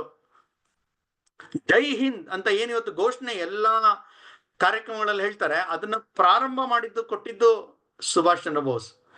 ರಾಷ್ಟ್ರಧ್ವಜ, ತಿರಂಗ ಧ್ವಜ, ಆದ್ರೆ ಸಣ್ಣ ಬದಲಾವಣೆ, ಆ ತಿರಂಗ ಧ್ವಜದಲ್ಲಿ ಎಗರುತ್ತಿರುವ ಒಂದು ಹುಲಿಯ ಚಿತ್ರ ಇತ್ತು. ಈಗ ಆ ಜಾಗದಲ್ಲಿ ಅಶೋಕ ಚಕ್ರ ಇದೆ. ಅದೊಂದು ಬದಲಾವಣೆ. ಆದರೆ ರಾಷ್ಟ್ರಧ್ವಜವನ್ನ ಅವ್ರಿಟ್ಕೊಂಡಿದ್ದೇ ಮುಂದುವರಿತು. ಜೈ ಹಿಂದ್ ಘೋಷಣೆ ಇರ್ಬೋದು, ರಾಷ್ಟ್ರಗೀತೆ ಇರ್ಬೋದು, ಇದೆಲ್ಲವನ್ನು ಅವರು ಶುರು ಮಾಡಿಬಿಟ್ಟಿದ್ರು. ಆದರೆ ದುರ್ದೈವವಶಾತ್ ಭಾರತದಲ್ಲಿ ನೇತಾಜಿ ಅಂತ ವ್ಯಕ್ತಿಯನ್ನ ಇಟ್ಕೊಳ್ಳುವಂಥ ಸ್ಥಿತಿ ನಮ್ಗೆ ಸಿಗಲಿಲ್ಲ. ನೋಡಿ ಎಂಥ ಒಂದು ಅನ್ಯಾಯ ನಡೆದಿದೆ ಅಂತ ಹೇಳಿದ್ರೆ, ಆ ಅನ್ಯಾಯದ ಬಗ್ಗೆನೇ 1 ಗಂಟೆ ಹೇಳ್ಬೋದು. ಸ್ವಾತಂತ್ರ್ಯ ಬಂತು, ಆ ಸ್ವಾತಂತ್ರ್ಯ ಬಂದ ದಿನದ ಆ ಭಾಷಣವನ್ನ ಜವಾಹರ್ಲಾಲ್ ನೆಹರು ಮಾತಾಡ್ತಾರೆ. ತುಂಬಾ ಪ್ರಸಿದ್ಧವಾದ ಭಾಷಣ. ಯಾಕೆಂದ್ರೆ ತುಂಬಾ ಗ್ರೇಟ್ ಮೊಮೆಂಟ್. ಆ ಬ್ರಿಟಿಷರಿಂದ ಹಸ್ತಾಂತರವಾದಂಥ ಸಂದರ್ಭ ಅದು. ಆಗ ಇಡೀ ಸ್ವಾತಂತ್ರ್ಯದ ಬಗ್ಗೆ ಮಾತಾಡ್ತಾ INA ಉಲ್ಲೇಖನೇ ಮಾಡಲ್ಲ, ಸುಭಾಷ್ ಚಂದ್ರ ಬೋಸ್ ಹೆಸರೇ ಹೇಳಲ್ಲ. ಅಷ್ಟೇ ಅಲ್ಲ, ಮುಂದಿನ ದಿನಗಳಲ್ಲಿ ಬಂದಂತ ಎಲ್ಲ ಟೆಕ್ಸ್ಟ್ ಬುಕ್ಗಳಲ್ಲಿ, ಪತ್ರಿಕೆ ಎಲ್ಲದರಲ್ಲೂ ಆ ವಿಷಯವನ್ನೇ ಕಡಿಮೆ ಮಾಡ್ತಾ ಬರ್ತಾರೆ. ಜನರಿಗೆ ಪೀಳಿಗೆಯಿಂದ ಪೀಳಿಗೆಗೆ ಮರ್ತೋಗೋ ತರ ಮಾಡ್ತಾರೆ. ಎಷ್ಟು ಮಟ್ಟಿಗೆ ಒಂದು ಸರ್ಕ್ಯುಲರ್ ಕಳಿಸ್ತಾರೆ, ಯಾವುದೇ ಸರ್ಕಾರಿ ಕಚೇರಿಗಳಲ್ಲಿ ನೇತಾಜಿಯವ್ರ ಫೋಟೋ ಹಾಕಬಾರದು ಅಂತ ಸರ್ಕ್ಯುಲರ್ ಕಳಿಸ್ತಾರೆ. ಯಾವ ರೀತಿಯ ಒಂದು ದ್ವೇಷ! ಬ್ರಿಟಿಷರಿಂದ ಅಲ್ಲ, ಭಾರತದ ಕಾಂಗ್ರೆಸ್ಸಿನ ನಾಯಕರು. ಆ INA ಇಂದ ಯಾರು ಯುದ್ಧ ಅವರು ಕೈದಿಗಳಾಗಿ ಸಿಕ್ಕಾಕೊಳ್ತಾರೆ, ಅವ್ರಿಗೆ ರೆಡ್ ಫೋರ್ಟ್ ನಲ್ಲಿ ಒಂದು ಟ್ರಯಲ್ ಮಾಡ್ತಾರೆ. ಇವ್ರು ಅನ್ಕೊಂಡಿರ್ತಾರೆ ಈ ರೀತಿ ಮಾಡಿದ್ರೆ ಜನ ಎಲ್ಲ ಮರ್ಸ್ಬಿಡ್ಬೋದು ಅಂತ. ಆದ್ರೆ ಇದರಿಂದ ಅದು ಉಲ್ಟಾನೇ ಹೊಡೆಯುತ್ತೆ. ಇಡೀ ಜನ ಮಾನಸದಲ್ಲಿ ಈ ತರ ಮಾಡ್ತಾ ಇರೋದು ಅನ್ಯಾಯ ಅಂತ ಗೊತ್ತಾಗ್ತಾ ಕಡೆಗೆ ಬ್ರಿಟಿಷರಿಗೆ ಅದು ಉಲ್ಟಾ ಹೊಡೆಯುತ್ತೆ. ಸ್ವಾತಂತ್ರ್ಯ ಬಂದ ನಂತರ INA ಇದ್ದಂತ ಸೈನಿಕರಿಗೆ ಅತ್ಯಂತ ದಯನೀಯ ಸ್ಥಿತಿ. INA ಇದ್ದಂಥವ್ರು ಕೆಲವರು ಮುಸಲ್ಮಾನರು ಪಾಕಿಸ್ತಾನಕ್ಕೆ ಹೋಗ್ತಾರೆ, ಅಲ್ಲ ಅವ್ರನ್ನೆಲ್ಲ ಸೈನ್ಯಕ್ಕೆ ತಗೊಳ್ತಾರೆ. ಆದ್ರೆ ಇಲ್ಲಿದ್ದಂತ INA ಇದ್ದಂಥವ್ರಿಗೆ ಸೈನ್ಯದಲ್ಲಿ ತಗೊಳ್ಳೋದಿರ್ಲಿ, ಅವ್ರಿಗೆ ಪೆನ್ಷನ್ ಕೊಡೋದಿರ್ಲಿ, ಎಲ್ಲೂ ಕೆಲಸ ಸಿಗಲ್ಲ. ಬೀದಿಲಿ ಇರುವಂತ ಸ್ಥಿತಿ ಬಂದ್ಬಿಡುತ್ತೆ. ನಾಗಲೇ ಹೇಳಿದಂತೆ ಆ ಇಂಟರ್ವ್ಯೂನಲ್ಲಿ ಆ 8-9 ಜನರ ಕತೆ ಕೇಳಿದ್ರೆ ಕಣ್ಣಲ್ಲಿ ನೀರು ಬರುತ್ತೆ. ಹೀಗೆ ನೇತಾಜಿ ಸುಭಾಷ್ ಚಂದ್ರ ಬೋಸ್ ಅನ್ನುವ ಒಬ್ಬ ವ್ಯಕ್ತಿ, ಅವರ ಜೀವನ ಇಷ್ಟು ಸ್ಫೂರ್ತಿ ಕೊಡೋಕೆ ಸಾಧ್ಯ ಇದೆ ನಮ್ಗೆ ಯಾವುದೋ ಒಂದು ಲೋಕಕ್ಕೆ ಕರ್ಕೊಂಡು ಹೋಗುತ್ತೆ. ಆ ರೀತಿಯ ಬದುಕು. 1897 ಇಸ್ವಿ ಜನವರಿ 23ನೇ ತಾರೀಕು ಅವರು ಹುಟ್ಟಿದ್ರು. ಅವ್ರು ಸತ್ತಿದ್ದು ಯಾವಾಗ ಇವತ್ತಿಗೂ ನಿಶ್ಚಯ ಆಗಿಲ್ಲ. 45ನೇ ಇಸ್ವಿ ಆಗಸ್ಟ್ 18 ಅಂತ ಅವರು ಪ್ರಚಾರ ಮಾಡಕ್ ಪ್ರಯತ್ನ ಮಾಡಿದ್ರು. ಅದು ಸುಳ್ಳು ಅಂತ ಪ್ರೂವ್ ಆಯ್ತು. ಅನೇಕ ಇವತ್ತು ದಾಖಲೆ ಸಿಕ್ಕಿದೆ. ಅವರು ಮುಂದೆ ರಷ್ಯಾಗೆ ಹೋದ್ರು, ರಷ್ಯಾದಿಂದ ಅವರು